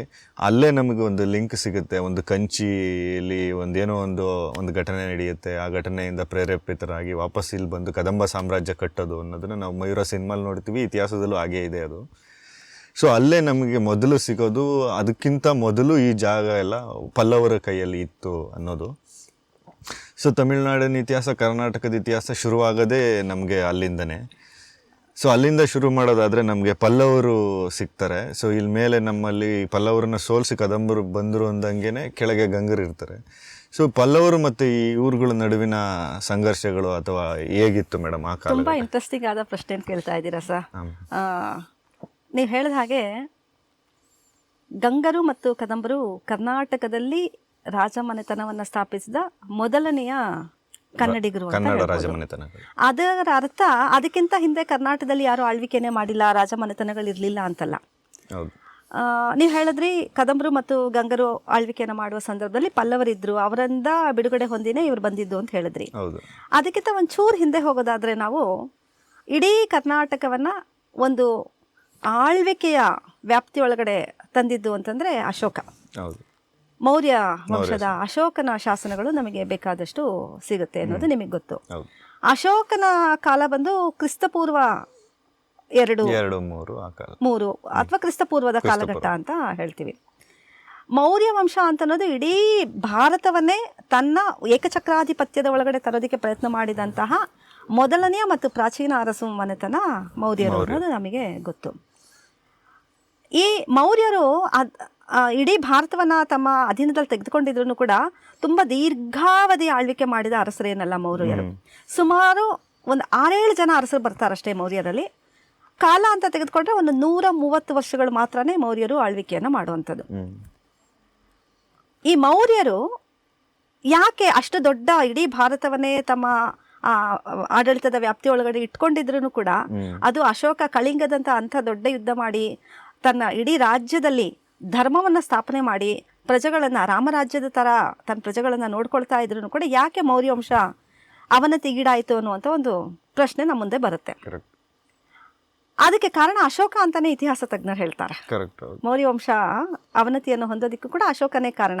ಯಾಕಂದ್ರೆ ಅಶೋಕನ ನಂತರ ಸುಮಾರು ಒಂದು 50 ವರ್ಷಗಳು ಮಾತ್ರನೇ ಮೌರ್ಯ ವಂಶವನ್ನು ನಾವು ನೋಡೋದಕ್ಕೆ ಸಾಧ್ಯ ಆಗುವಂಥದ್ದು. ಅಶೋಕ ಧರ್ಮ ಅಂತ ಹಿನ್ನೆಲೆಯಲ್ಲಿ ಯೋಚನೆ ಮಾಡಿ ಯುದ್ಧ ಮಾಡುವ ಮನೋಭಾವನೆಯನ್ನ ತನ್ನ ರಾಜ್ಯದ ಪ್ರಜೆಗಳಿಂದ ಕಡಿಮೆ ಮಾಡಿಬಿಟ್ಟ. ಹಾಗಾಗಿ ಬೇರೆಯವರು ಆಕ್ರಮಣ ಮಾಡೋದಕ್ಕೆ ಶುರುವಾಯಿತು. ಇದು ನಾನಾ ಕಾರಣಗಳಿಂದ ಮೌರ್ಯ ವಂಶ ಹೊಟ್ಟೋಯ್ತು. ಮೌರ್ಯರ ನಂತರ ಇಡೀ ದಕ್ಷಿಣ ಭಾರತದಲ್ಲಿ ಒಂದು ಏಕಚಕ್ರಾಧಿಪತ್ಯ ಅಂತ ನಾವು ನೋಡೋದಕ್ಕೆ ಹೆಚ್ಚಿನ ಪ್ರಮಾಣದಲ್ಲಿ ನೋಡೋಕೆ ಸಾಧ್ಯ ಆಗೋದಿಲ್ಲ. ಶಾತವಾಹನರು ಇರ್ತಾರೆ. ಅದು ದಕ್ಷಿಣ ಭಾರತದಲ್ಲಿ ಶಾತವಾಹನರು ಒಂದು ಮಟ್ಟಿಗೆ ಮೌರ್ಯರ ನಂತರ ತಾವು ಪ್ರಬಲರಾಗುವಂತಹ ಒಂದು ಪ್ರಯತ್ನವನ್ನ ಮಾಡ್ತಾರೆ. ಶಾತವಾಹನರು ಕೂಡ ಒಂದು 200 ವರ್ಷ ಆಳ್ತಾರೆ. ಶಾತವಾಹನರ ನಂತರ ಶಾತವಾಹನರ ಆಳ್ವಿಕೆಯನ್ನು ಮಾಡ್ತಾ ಇರೋ ಸಂದರ್ಭದಲ್ಲೇನೆ ಗುಪ್ತ ವಂಶದವರು ಇರ್ತಾರೆ ನೋಡಿ. ಮೌರ್ಯರ ನಂತರ ಗುಪ್ತರು ಫೇಮಸ್ ಆಗ್ತಾರೆ ಉತ್ತರದಲ್ಲಿ. ಗುಪ್ತರಲ್ಲಿ ಸಮುದ್ರಗುಪ್ತ ಅಂತ ಒಬ್ಬ ರಾಜ ಬರ್ತಾನೆ. ಸಮುದ್ರಗುಪ್ತ ಇಡೀ ಮೊದಲು ಉತ್ತರ ಭಾರತವನ್ನೆಲ್ಲ ಜಯಿಸ್ಬಿಡ್ತಾನೆ. ಆಮೇಲೆ ದಕ್ಷಿಣದ ಕಡೆಗೂ ಕೂಡ ಬರ್ತಾನೆ. ದಕ್ಷಿಣದ ಕಡೆಗೆ ಬಂದು ದಕ್ಷಿಣದಲ್ಲಿರುವ 12 ರಾಜವಂಶರನ್ನ ತಾನು ಸೋಲಿಸ್ತೆ ಅಂತ ಹೇಳ್ಕೊಳ್ತಾನೆ ಸಮುದ್ರಗುಪ್ತ. ಇವಾಗ ಏನಾಗುತ್ತೆ, ದಕ್ಷಿಣದಲ್ಲಿ ಸಮುದ್ರಗುಪ್ತ ಬಂದ ಸಂದರ್ಭದಲ್ಲಿ ಅಲ್ಲಲ್ಲಿ ಬೇರೆ ಬೇರೆ ರೀತಿಯ ರಾಜವಂಶಗಳು ರಾಜ್ಯಭಾರ ಮಾಡ್ತಾ ಇರುತ್ತೆ. ಶಾತವಾಹನರು ಮಾತ್ರನೇ ಅಲ್ಲ, ಬೇರೆ ಬೇರೆಯವರು ಇರ್ತಾರೆ. ನಮ್ಮ ಪಲ್ಲವರು ಅದರಲ್ಲಿ ತುಂಬಾ ಒಬ್ಬ ಪ್ರಬಲವಾದ ರಾಜಮನೆತನದ ಅವರು ಆಗಿದ್ದವರು. ಹಾಗೆ ನೋಡಿದ್ರೆ ತಮಿಳುನಾಡಲ್ಲಿ ಪಲ್ಲವರು ಮಾತ್ರನೇ ಅಲ್ಲ, ಕ್ರಿಸ್ತಶಕ ಕ್ರಿಸ್ತಪೂರ್ವ 2ನೇ ಶತಮಾನದಿಂದ ಕ್ರಿಸ್ತಶಕ 4ನೇ ಶತಮಾನದವರೆಗೂ ಕೂಡ ತಮಿಳುನಾಡಿನ ಇತಿಹಾಸವನ್ನು ನಾವು ನೋಡಿದ್ರೆ ಅಲ್ಲಿ ಪಾಂಡ್ಯರು, ಪಲ್ಲವರು, ಚೋಳರು, ಚೇರರು, ಈ ತರ 4 ಪ್ರಬಲ ಅರಸು ಮನೆತನಗಳನ್ನ ನಾವು ನೋಡ್ಬೋದು. ಅವತ್ತು ತಮಿಳ್ನಾಡು, ಇವತ್ತು ನಾವು ತಮಿಳ್ನಾಡು ಮಾತ್ರ ಅಲ್ಲದೆ ಭಾರತದ ಯಾವುದೇ ರಾಜ್ಯದ ಹೆಸರನ್ನ ಹೇಳುವಾಗ ಇವತ್ತು ನಾವು ರಾಜ್ಯವನ್ನ ಯಾವ ಗಡಿಗಳನ್ನ ಗುರುತಿಸ್ಕೊಂಡು ನೋಡ್ತೀವೋ ಆ ರೀತಿನಲ್ಲಿ ನಾವು ನೋಡೋದಕ್ಕೆ ಸಾಧ್ಯ ಇಲ್ಲ. ಆ ಕಾಲದಲ್ಲಿ ಆ ರಾಜ್ಯದ ವ್ಯಾಪ್ತಿ ಮತ್ತು ವಿಸ್ತಾರಗಳೇ ಬೇರೆ ಆಗಿರ್ತಾ ಇತ್ತು. ಹಾಗಾಗಿ ತಮಿಳುನಾಡಿನ ಬೇರೆ ಬೇರೆ ಪ್ರಾಂತ್ಯಗಳಲ್ಲಿ ಪಲ್ಲವರು ಒಂದ್ ಕಡೆ ಇದ್ರೆ, ಚೇರರು ಒಂದ್ ಕಡೆ, ಚೇರರು ಬಂದು ಕೇರಳದ ಬಾರ್ಡರ್ ನಲ್ಲಿ ಇದ್ದಂಥವ್ರು. ಪಲ್ಲವರು, ಚೋಳರು ಇವರೆಲ್ಲ, ಚೋಳರು ತಂಜಾವೂರಿನ ಇದ್ದದ್ದು, ಪಾಂಡ್ಯರು ಮಧುರೈ ಕಡೆನಲ್ಲಿ ಇದ್ದಂಥವ್ರು, ಪಲ್ಲವರು ಕಂಚಿಯನ್ನ ರಾಜಧಾನಿಯನ್ನಾಗಿ ಕಂಚಿಯ ಪಲ್ಲವರು ಅಂತಾನೆ ಅವರು ಹೇಳೋದನ್ನ ನೋಡ್ತೀವಿ. ಈ ಸಮುದ್ರಗುಪ್ತ ಏನ್ ಮಾಡ್ತಾನೆ, ಪಲ್ಲವರನ್ನು ಕೂಡ ಅವನು ಸೋಲಿಸಿದ 12 ಜನ ರಾಜರಿದ್ದಾರಲ್ಲ, 12 ಜನ ರಾಜರಲ್ಲಿ ಪಲ್ಲವರು ಕೂಡ ಒಬ್ರು. ಪಲ್ಲವರ ವಿಷ್ಣುಗೋಪ ಅನ್ನುವಂತ ಒಬ್ಬ ರಾಜನನ್ನ ಸೋಲಿಸ್ಬಿಡ್ತಾನೆ. ಆಗೇನಾಗತ್ತೆ, ಪಲ್ಲವರ ಅಧೀನದಲ್ಲಿದ್ದ ಅಥವಾ ಪಲ್ಲವರ ಸಾಮಂತರಾಗಿದ್ದ, ಪಲ್ಲವರಿಗೆ ಹೆದರ್ಕೊಂಡು ಬದುಕ್ತಾ ಇದ್ದಂತ ಬೇರೆ ಚಿಕ್ಕ ಪುಟ್ಟ ರಾಜಕೀಯ ಅರಸ ಮನೆತನಗಳೇನಿದೆ ಅಥವಾ ತಾನು ರಾಜಕೀಯ ಬರಬೇಕು ಅಂತ ಹಂಬಲಿಸ್ತಾ ಇದ್ದಂತ ಜನಗಳೇನಿರ್ತಾರೆ ಅವರೆಲ್ಲರೂ ಕೂಡ ಮೇಲ್ ಬಂದ್ಬಿಡ್ತಾರೆ. ಪಲ್ಲವರು ಹೆಂಗೆ ಸೋತೋಗ್ತಾರೋ ಅಥವಾ ಅವರು ಅವನತಿಯನ್ನು ಹೊಂದಿದ್ರು, ನಾಶವಾದ್ರು, ಇವಾಗ ಇವ್ರು ಚಿಕ್ಕ ಪುಟ್ಟ ರಾಜಮನೆತನಗಳು ಯಾರ್ಯಾರಿದ್ದಾರೆ ಎಲ್ಲರೂ ಕೂಡ ಮೇಲಕ್ಕೆ ಬರಕ್ಕೆ ಶುರುವಾಗ್ತಾರೆ. ಹಾಗಾಗಿನೇ ಈ ಕೋಲಾರ, ತಲಕಾಡು, ಚಾಮರಾಜನಗರ ಈ ಪ್ರಾಂತ್ಯದವರೆಗೂ ಕೂಡ ಪಲ್ಲವ ಸಾಮ್ರಾಜ್ಯ ಕ್ರಿಸ್ತ ಶಕ 3-4ನೇ ಶತಮಾನದ ಕಾಲದಲ್ಲೇನೆ ಪಲ್ಲವರು ಇಲ್ಲಿದ್ದಂಥವ್ರು. ಪಲ್ಲವರ ಹಿಡಿತದಿಂದ ಬಿಡಿಸ್ಕೊಂಡು, ಪಲ್ಲವರಿಗಿಂತ ಹಿಂದೆ ಶಾತವಾಹನರ ಅಧೀನದಲ್ಲಿತ್ತು, ಶಾತವಾಹನರೂ ಹೋದ್ರು, ಪಲ್ಲವರೂ ಹೋದ್ರು. ಈಗ ಕನ್ನಡಿಗ ಅರಸ ಮನೆತನದವರು ತಾವು ಉದಯವಾಗೋದಕ್ಕೆ ಶುರುವಾಗ್ತಾರೆ. ಕದಂಬರು ಮತ್ತು ಗಂಗರು ಏಕಕಾಲದಲ್ಲೇ ಬಂದಂತವ್ರು. ಸಮುದ್ರಗುಪ್ತ ಬರೋದು ಯಾವಾಗ ಭಾರತಕ್ಕೆ ಅಂದ್ರೆ ಕ್ರಿಸ್ತಶಕ 350ರಲ್ಲಿ. 350ರ ನಂತರನೇ ಕರ್ನಾಟಕದಲ್ಲಿ ಮತ್ತು ಭಾರತದಲ್ಲಿ ಬೇರೆ ಬೇರೆ ಕಡೆಗಳಲ್ಲಿ ಎಲ್ಲಾನು ಕೂಡ ಚಿಕ್ಕ ಚಿಕ್ಕ ರಾಜಮನೆತನಗಳು ಅರಸು ಮನೆತನಗಳು ಹುಟ್ಕೊಳ್ಳೋದಕ್ಕೆ ಅಲ್ಲಿವರೆಗೂ ಒಂದು ದೇಶಕ್ಕೆ ಒಂದು ಪ್ರಧಾನವಾಗಿದ್ದಂಥದ್ದು ಒಂದು ರೀಜನಲ್ ವೈಸ್ ರಾಜ್ಯಗಳು ಹುಟ್ಕೋಬೇಕು, ಸ್ಥಳೀಯವಾಗಿ ರಾಜ್ಯಗಳು ಎವಾಲ್ವ್ ಆಗಿದ್ದು ಶುರುವಾಗಿದ್ದು ಆ ಕಾಲಘಟ್ಟದಲ್ಲೇ ದಂಡಯಾತ್ರೆ ನಂತರ ಸಮುದ್ರಗುಪ್ತ ಬರ್ತಾನೆ ಅಂತಂದ್ರೆ ಅವನು ಬಂದು ಇಲ್ಲಿ ಯುದ್ಧ ಮಾಡ್ತಾನೆ, ಕಪ್ಪ ಕಾಣಿಕೆಗಳನ್ನ ತೆಗೆದುಕೊಳ್ತಾನೆ, ತನಗೆ ಬೇಕಾದನ್ನ ತಗೊಳ್ತಾನೆ, ಹೊರಟೋಗ್ತಾನೆ. ಇಲ್ಲ ಅವ್ನು ರಾಜ್ಯಭಾರ ಮಾಡೋದಕ್ಕೆ ಅಥವಾ ತನ್ನ ಆಳ್ವಿಕೆಯನ್ನ ಸ್ಥಾಪನೆ ಮಾಡೋದಕ್ಕೇನೋ ಅವನು ಇಷ್ಟಪಡೋದ, ಬರ್ತಾನೆ ಅವನು ಬೇಕಾದನ್ನ ತೆಗೆದುಕೊಂಡು ಹೊರಟೋಗ್ತಾನೆ ಅಷ್ಟೇನೆ. ಬಟ್ ಇಲ್ಲಿರೋ ಆಸಕ್ತಿ ಇರುವಂತವ್ರಿಗೆ, ತಾನು ಕೂಡ ಒಂದು ಹೊಸ ರಾಜ ಮನೆತನವನ್ನ ಸ್ಥಾಪನೆ ಮಾಡಬೇಕು ಅಂತ ಆಸಕ್ತಿಯನ್ನ ಇಟ್ಕೊಂಡಿರುವಂತವ್ರಿಗೆ ಒಂದು ಅವಕಾಶ ಸಿಗೋದಿಕ್ಕೆ ಶುರುವಾಗುತ್ತೆ. ಆ ಅವಕಾಶವನ್ನ ಕದಂಬರು ಮತ್ತು ಗಂಗರು ತುಂಬಾ ಸಮರ್ಥವಾಗಿ ಬಳಸ್ಕೊಳ್ತಾರೆ. ಕರ್ನಾಟಕದ ಒಂದು ನಾವು ಡಿವೈಡ್ ಮಾಡಿದ್ರೆ ಮೇಲಿನ ಕರ್ನಾಟಕ ಕೆಳಗಿನ ಕರ್ನಾಟಕ ಅಂತ ಮಾಡಿದ್ರೆ, ಕದಂಬರು ಬನವಾಸಿ ಅದನ್ನ ತಮ್ಮ ಕೇಂದ್ರ ಪ್ರದೇಶವನ್ನಾಗಿ ಇಟ್ಕೊಂಡು ಶಿವಮೊಗ್ಗ ಸುತ್ತಲಿನ ಪ್ರಾಂತ್ಯಗಳು ಯಾವ್ಯಾವ್ದಿದೆ ಅದನ್ನೆಲ್ಲ ಇಟ್ಕೊಂಡು ತಮ್ಮ ಕೇಂದ್ರ ಸ್ಥಾನವನ್ನಾಗಿ ಇಟ್ಕೊಂಡು ಅವ್ರು ಬರ್ತಾರೆ. ಇವರು ಗಂಗರು ಬಂದು ಕೋಲಾರದ ಭಾಗವನ್ನ ತಮ್ಮ ಕೇಂದ್ರ ಸ್ಥಾನವನ್ನಾಗಿ ಇಟ್ಕೊಂಡು ಆಡಳಿತ ಮಾಡಕ್ಕೆ ಶುರು ಮಾಡ್ತಾರೆ. ಕೋಲಾರ ಕೂಡ ಆ ಕಾಲದಲ್ಲಿ ಪಲ್ಲವರ ಅಧೀನದಲ್ಲಿದ್ದಂತಹ ಒಂದು ಪ್ರಾಂತ್ಯನೇ ಆಗಿತ್ತು. ಈಗ ನೀವು ಹೇಳಿದ್ರಿ ಮಯೂರ ಶರ್ಮಾ ಕರ್ನಾಟಕದ ಮೊದಲನೇ ಕನ್ನಡದ ಮೊದಲನೇ ಅರಸ ಅಂತ. ವಾಸ್ತವವಾಗಿ ಅವನು ನಮ್ಗೆಲ್ಲರಿಗೂ ಗೊತ್ತಿರೋ ಹಾಗೆ ಕಂಚಿಗೆ ಹೋಗಿದ್ದು ವಿದ್ಯಾಭ್ಯಾಸ ಮಾಡೋದಿಕ್ಕೆ. ಯಾಕೆ ಕಂಚಿಗೆ ಹೋಗ್ತಾನೆ ಅಂತ ಅನ್ನೋದನ್ನ ಕೂಡ ನಾವು ಈ ಸಂದರ್ಭದಲ್ಲಿ ನೆನಪಿಸ್ಕೊಳ್ಬೋದು. ಕಂಚಿ 3-4ನೇ ಶತಮಾನದಲ್ಲಿ ಇಡೀ ದಕ್ಷಿಣ ಭಾರತದ ಒಂದು ತುಂಬಾ ಪ್ರಸಿದ್ಧವಾದ ವಿದ್ಯಾಕೇಂದ್ರವಾಗಿತ್ತು, ಒಂದು ವಿಶ್ವವಿದ್ಯಾಲಯ ತರ. ಹೌದು, ಉತ್ತರ ಭಾರತದಲ್ಲಿ ನಮಗೆ ಬೇರೆ ಬೇರೆ ವಿಶ್ವವಿದ್ಯಾನಿಲಯಗಳು ನಮಗೆ ಪ್ರಾಚೀನ ಕಾಲದಲ್ಲಿ ಸಿಗುತ್ತೆ. ತಕ್ಷಶಿಲಾ, ನಳಂದ, ವಿಕ್ರಮಶಿಲಾ, ಉಜ್ಜಯಿನಿ, ಈ ತರ ಎಷ್ಟೋ ವಿಶ್ವವಿದ್ಯಾನಿಲಯಗಳು ನಮಗೆ ಉತ್ತರ ಭಾರತದಲ್ಲಿ ಸಿಗುತ್ತೆ. ಆದ್ರೆ ದಕ್ಷಿಣ ಭಾರತದಲ್ಲಿದ್ದಂತ ಏಕೈಕ ಪ್ರಸಿದ್ಧವಾದಂಥ ಒಂದು ವಿದ್ಯಾಕೇಂದ್ರ ಅಂತಂದ್ರೆ ಕಂಚಿ ಮಾತ್ರನೇ. ಕಂಚಿಯ ಪಲ್ಲವರು ಯುದ್ಧದಲ್ಲಿ ಮಾತ್ರವೇ ಆಸಕ್ತಿಯನ್ನು ಹೊಂದಿಲ್ಲದೆ ವಿದ್ಯಾಭ್ಯಾಸಕ್ಕೂ ಕೂಡ ಎಷ್ಟು ಗಮನ ಕೊಡ್ತಾ ಇದ್ರು ಅಂತ ಅನ್ನೋದು. ಆ ರೀತಿ ಕೊಡ್ತಾ ಇದ್ದದ್ರಿಂದ ಭಾರತದ ಆಚೆಗಿರುವಂತ ಜನರನ್ನ ಕೂಡ ಇದು ಸೆಳೀತಾ ಇತ್ತು. ತುಂಬಾ ಜನ ಇಲ್ಲಿ ವಿದ್ಯಾಭ್ಯಾಸ ಮಾಡೋದಕ್ಕೆ ವಿದೇಶಿಯರು ಆ ಕಾಲದಲ್ಲಿ, ನೀವು ಯೋಚನೆ ಮಾಡೋಣ, 3-4ನೇ ಶತಮಾನದ ಕಾಲಕ್ಕಾಗ್ಲೇನೆ ವಿದೇಶಿಯರು ಇಲ್ಲಿ ವಿದ್ಯಾಭ್ಯಾಸ ಮಾಡೋದಕ್ಕೆ ಬರ್ತಾ ಇದ್ರು ಅಂತಂದ್ರೆ ಎಷ್ಟು. ಮತ್ತೆ ಅಲ್ಲಿ ಹೇಳ್ಕೊಡ್ತಾ ಇದ್ದಂತಹ ವಿದ್ಯಾಭ್ಯಾಸ ಇಲ್ಲಿ ಮುಗಿಸ್ಕೊಂಡು ಹೋದಂಥವ್ರು ಅವರ ಊರುಗಳಲ್ಲಿ ಅವರು ಬೋಧನೆ ಮಾಡೋದಿಕ್ ಮಾತ್ರ ಅಲ್ಲ, ಅಲ್ಲಿನ ವಿದ್ಯಾಕೇಂದ್ರಗಳಲ್ಲಿ ಅಧಿಕಾರಿಗಳಾಗಿ ಕೂಡ ಕೆಲಸ ಮಾಡ್ತಾ ಇದ್ರಂತೆ. ನಳಂದ ವಿಶ್ವವಿದ್ಯಾನಿಲಯದಲ್ಲೇನೆ ಕೂಡ ಒಂದ್ಸರ್ತಿ ನಳಂದ ವಿಶ್ವವಿದ್ಯಾನಿಲಯಕ್ಕೆ ಕಾಂಪಿಟೇಷನ್, ಮುಖ್ಯಸ್ಥನನ್ನು ಆಯ್ಕೆ ಮಾಡ್ಬೇಕಾದ್ರೆ ಒಂದು ಕಾಂಪಿಟೇಷನ್ ನಡೆಯುತ್ತೆ. ಅದ್ರಲ್ಲಿ ಸೆಲೆಕ್ಟ್ ಆಗೋದು ಯಾರು ಅಂತಂದ್ರೆ ಕಂಚಿಯ ವಿದ್ಯಾಪೀಠದಿಂದ ಎಜುಕೇಶನ್ ಮುಗಿಸ್ಕೊಂಡು ಹೋಗಿರುವಂತಹ ಒಬ್ಬ ವ್ಯಕ್ತಿ ನಳಂದಾಗೆ ಇಡೀ ಚೀಫ್ ಆಗಿ, ಅಂದ್ರೆ ಅಷ್ಟು ಉನ್ನತವಾದ ವ್ಯಾಸಂಗವನ್ನ ಇಲ್ಲಿ ಕೊಡ್ತಾ ಇದ್ರು. ಹಾಗಾಗಿ ವ್ಯಾಸಂಗಕ್ಕೋಸ್ಕರನೇ ಹೋಗುವಂಥದ್ದು. ಬಟ್ ಏನೇ ವ್ಯಾಸಂಗಕ್ಕೋಸ್ಕರ ಹೋದ್ರೂ ಕೂಡ ಮಯೂರ ಶರ್ಮನ ಸ್ವಾಭಿಮಾನಕ್ಕೆ ಧಕ್ಕೆ ಆಗುವಂತಹ ಪ್ರಸಂಗ ನಡೆಯುತ್ತೆ. ಕದಂಬರ ಮೂಲವನ್ನ ಕುರಿತು ಕೂಡ ಹೇಳಬೇಕಾದ್ರೆ ಅಥವಾ ಗಂಗರ ಮೂಲವನ್ನ ಕುರಿತು ಹೇಳಬೇಕಾದ್ರೆ ನಮ್ಮ ಶಾಸನಗಳಲ್ಲಾಗಬಹುದು ಅಥವಾ ಇತಿಹಾಸದಲ್ಲಾಗ್ಬೋದು ಅವರು ಉತ್ತರದ ಕಡೆಯಿಂದ ಬಂದಿರೋರು ಅಥವಾ ಪುರಾಣದಿಂದ ಬಂದಿರೋರು ಇಂಥ ಕಥೆಗಳೆಲ್ಲ ಬರುತ್ತೆ. ಉತ್ತರದಿಂದ ಅಥವಾ ಪುರಾಣದಿಂದ ಬಂದಿರುವವರು ಅಂತ ಕಥೆಗಳು ಯಾಕೆ ಬರುತ್ತೆ ಅಂದ್ರೆ, ಮುಂದಿನ ಕಾಲಘಟ್ಟದಲ್ಲಿ ಈ ರಾಜಮನೆತನದವರು ತಮ್ಮನ್ನ ತುಂಬಾ ಪ್ರಸಿದ್ಧರು ಅಥವಾ ಇಂಥ ವಂಶದಿಂದ ಬಂದಿದ್ದೀರಿ ಅಂತ ಹೇಳ್ಕೊಂಡ್ರೆ ಜನರ ನಡುವೆ ತಮ್ಮ ಪ್ರಸಿದ್ಧಿ ಹೆಚ್ಚಾಗುತ್ತೆ, ತಮ್ಮ ವ್ಯಾಲ್ಯೂ ಹೆಚ್ಚಾಗುತ್ತೆ ಅನ್ನೋ ಕಾರಣದಿಂದಾನೇ ಐತಿಹಾಸಿಕ ಮತ್ತು ಪೌರಾಣಿಕ ಘಟನೆಗಳನ್ನ ಲಿಂಕ್ ಮಾಡ್ತಾ ಬರ್ತಾರೆ. ಆದ್ರೆ ವಾಸ್ತವವಾಗಿ ನೋಡಿದ್ರೆ ಮಯೂರ ಶರ್ಮಾ ಅಥವಾ ಕದಂಬರ ಇತಿಹಾಸವನ್ನ ನಾವೆಲ್ಲ ಉತ್ತರದಿಂದಾನೋ ಅಥವಾ ಬೇರೆಲ್ಲ ಪುರಾಣದಿಂದಾನೋ ಅದೆಲ್ಲ ಕಲ್ಪನೆ ಅಷ್ಟೇನೆ. ನಿಜವಾದದ್ದೇನು ಅಂತಂದ್ರೆ ತಾಳಗುಂದಕ್ಕೆ ಸೇರಿದವನೇ ಅವನು. ತಾಳಗುಂದದಲ್ಲಿದ್ದಂತ ಒಬ್ಬ ಬ್ರಾಹ್ಮಣ ಮನೆತನದ ವ್ಯಕ್ತಿ ಅವನು ಮಯೂರ ಶರ್ಮಾ. ಅವನ ತಾತ ವೀರಶರ್ಮನೂ ಕೂಡ ಒಬ್ಬ ಪಂಡಿತ ಆಗಿದ್ದಂತ ವ್ಯಕ್ತಿನೇ. ತನ್ನ ಮಗನಿಗೆ ಮೊಮ್ಮಗನಿಗೆ ಹೆಚ್ಚಿನ ವ್ಯಾಸಂಗವನ್ನ ಕೊಡಿಸಬೇಕು ಅನ್ನೋ ಉದ್ದೇಶದಿಂದ ಪಲ್ಲವರ ಆಸ್ಥಾನಕ್ಕೆ ಕರ್ಕೊಂಡು ಹೋಗಿರ್ತಾನೆ. ಅಲ್ಲಿ ಅವರಿಗೆ ಅವಮಾನವಾಗುವಂತಹ ಪ್ರಸಂಗ ನಡೆದಿರೋದ್ರಿಂದ ಇನ್ಮೇಲೆ ನಾನು ಈ ವಿದ್ಯಾಭ್ಯಾಸ ನನಗೆ ಬೇಕಾಗಿಲ್ಲ, ನಿಮ್ ತರಾನೇ ನಾನು ಕೂಡ ರಾಜ ಆಗ್ತೀನಿ ಅಂತ ಹೇಳ್ಬಿಟ್ಟು ಮತ್ತೆ ತಾಳಗುಂದಕ್ಕೆ ಬರ್ತಾನೆ ಮಯೂರ ಶರ್ಮಾ. ತಾಳಗುಂದಕ್ಕೆ ಬಂದವನು ಶಿವಮೊಗ್ಗ ಮತ್ತು ಸುತ್ತಮುತ್ತಲಿನ ಬೆಟ್ಟಗುಡ್ಡಗಳಲ್ಲಿರುವಂತಹ ಜನರನ್ನೆಲ್ಲ ಸೇರಿಸ್ಕೊಂಡು ಒಂದು ಸೈನ್ಯವನ್ನ ನಿರ್ಮಾಣ ಮಾಡಿ ಪಲ್ಲವರ ಮೇಲೆ ಯುದ್ಧ ಮಾಡಿ, ಅಲ್ಲೇನೆ ಶಿವಮೊಗ್ಗದ ಸುತ್ತಮುತ್ತ ಕೂಡ ಪಲ್ಲವರು ಇರ್ತಾರೆ, ತಾಳಗುಂದದ ಸುತ್ತಮುತ್ತಲೇ ಪಲ್ಲವರು ಇರ್ತಾರೆ. ಅಲ್ಲಿದ್ದ ಪಲ್ಲವ ಅರಸರನ್ನ ಸೋಲಿಸಿ ಕದಂಬ ರಾಜವಂಶವನ್ನ ಅವನು ಮೊದಲಿಗೆ ಸ್ಥಾಪನೆಯನ್ನ ಮಾಡ್ತಾನೆ ಸರ್. ಹಂಗಾಗಿ ಪಲ್ಲವರು ಮತ್ತು ಕದಂಬರ ನಡುವೆ ಆ ಕಾಲದಿಂದನೂ ಕೂಡ ಫಸ್ಟ್ ಸ್ಟಾರ್ಟಿಂಗ್ ಆಗದೆ ಇಲ್ಲೇನೆ.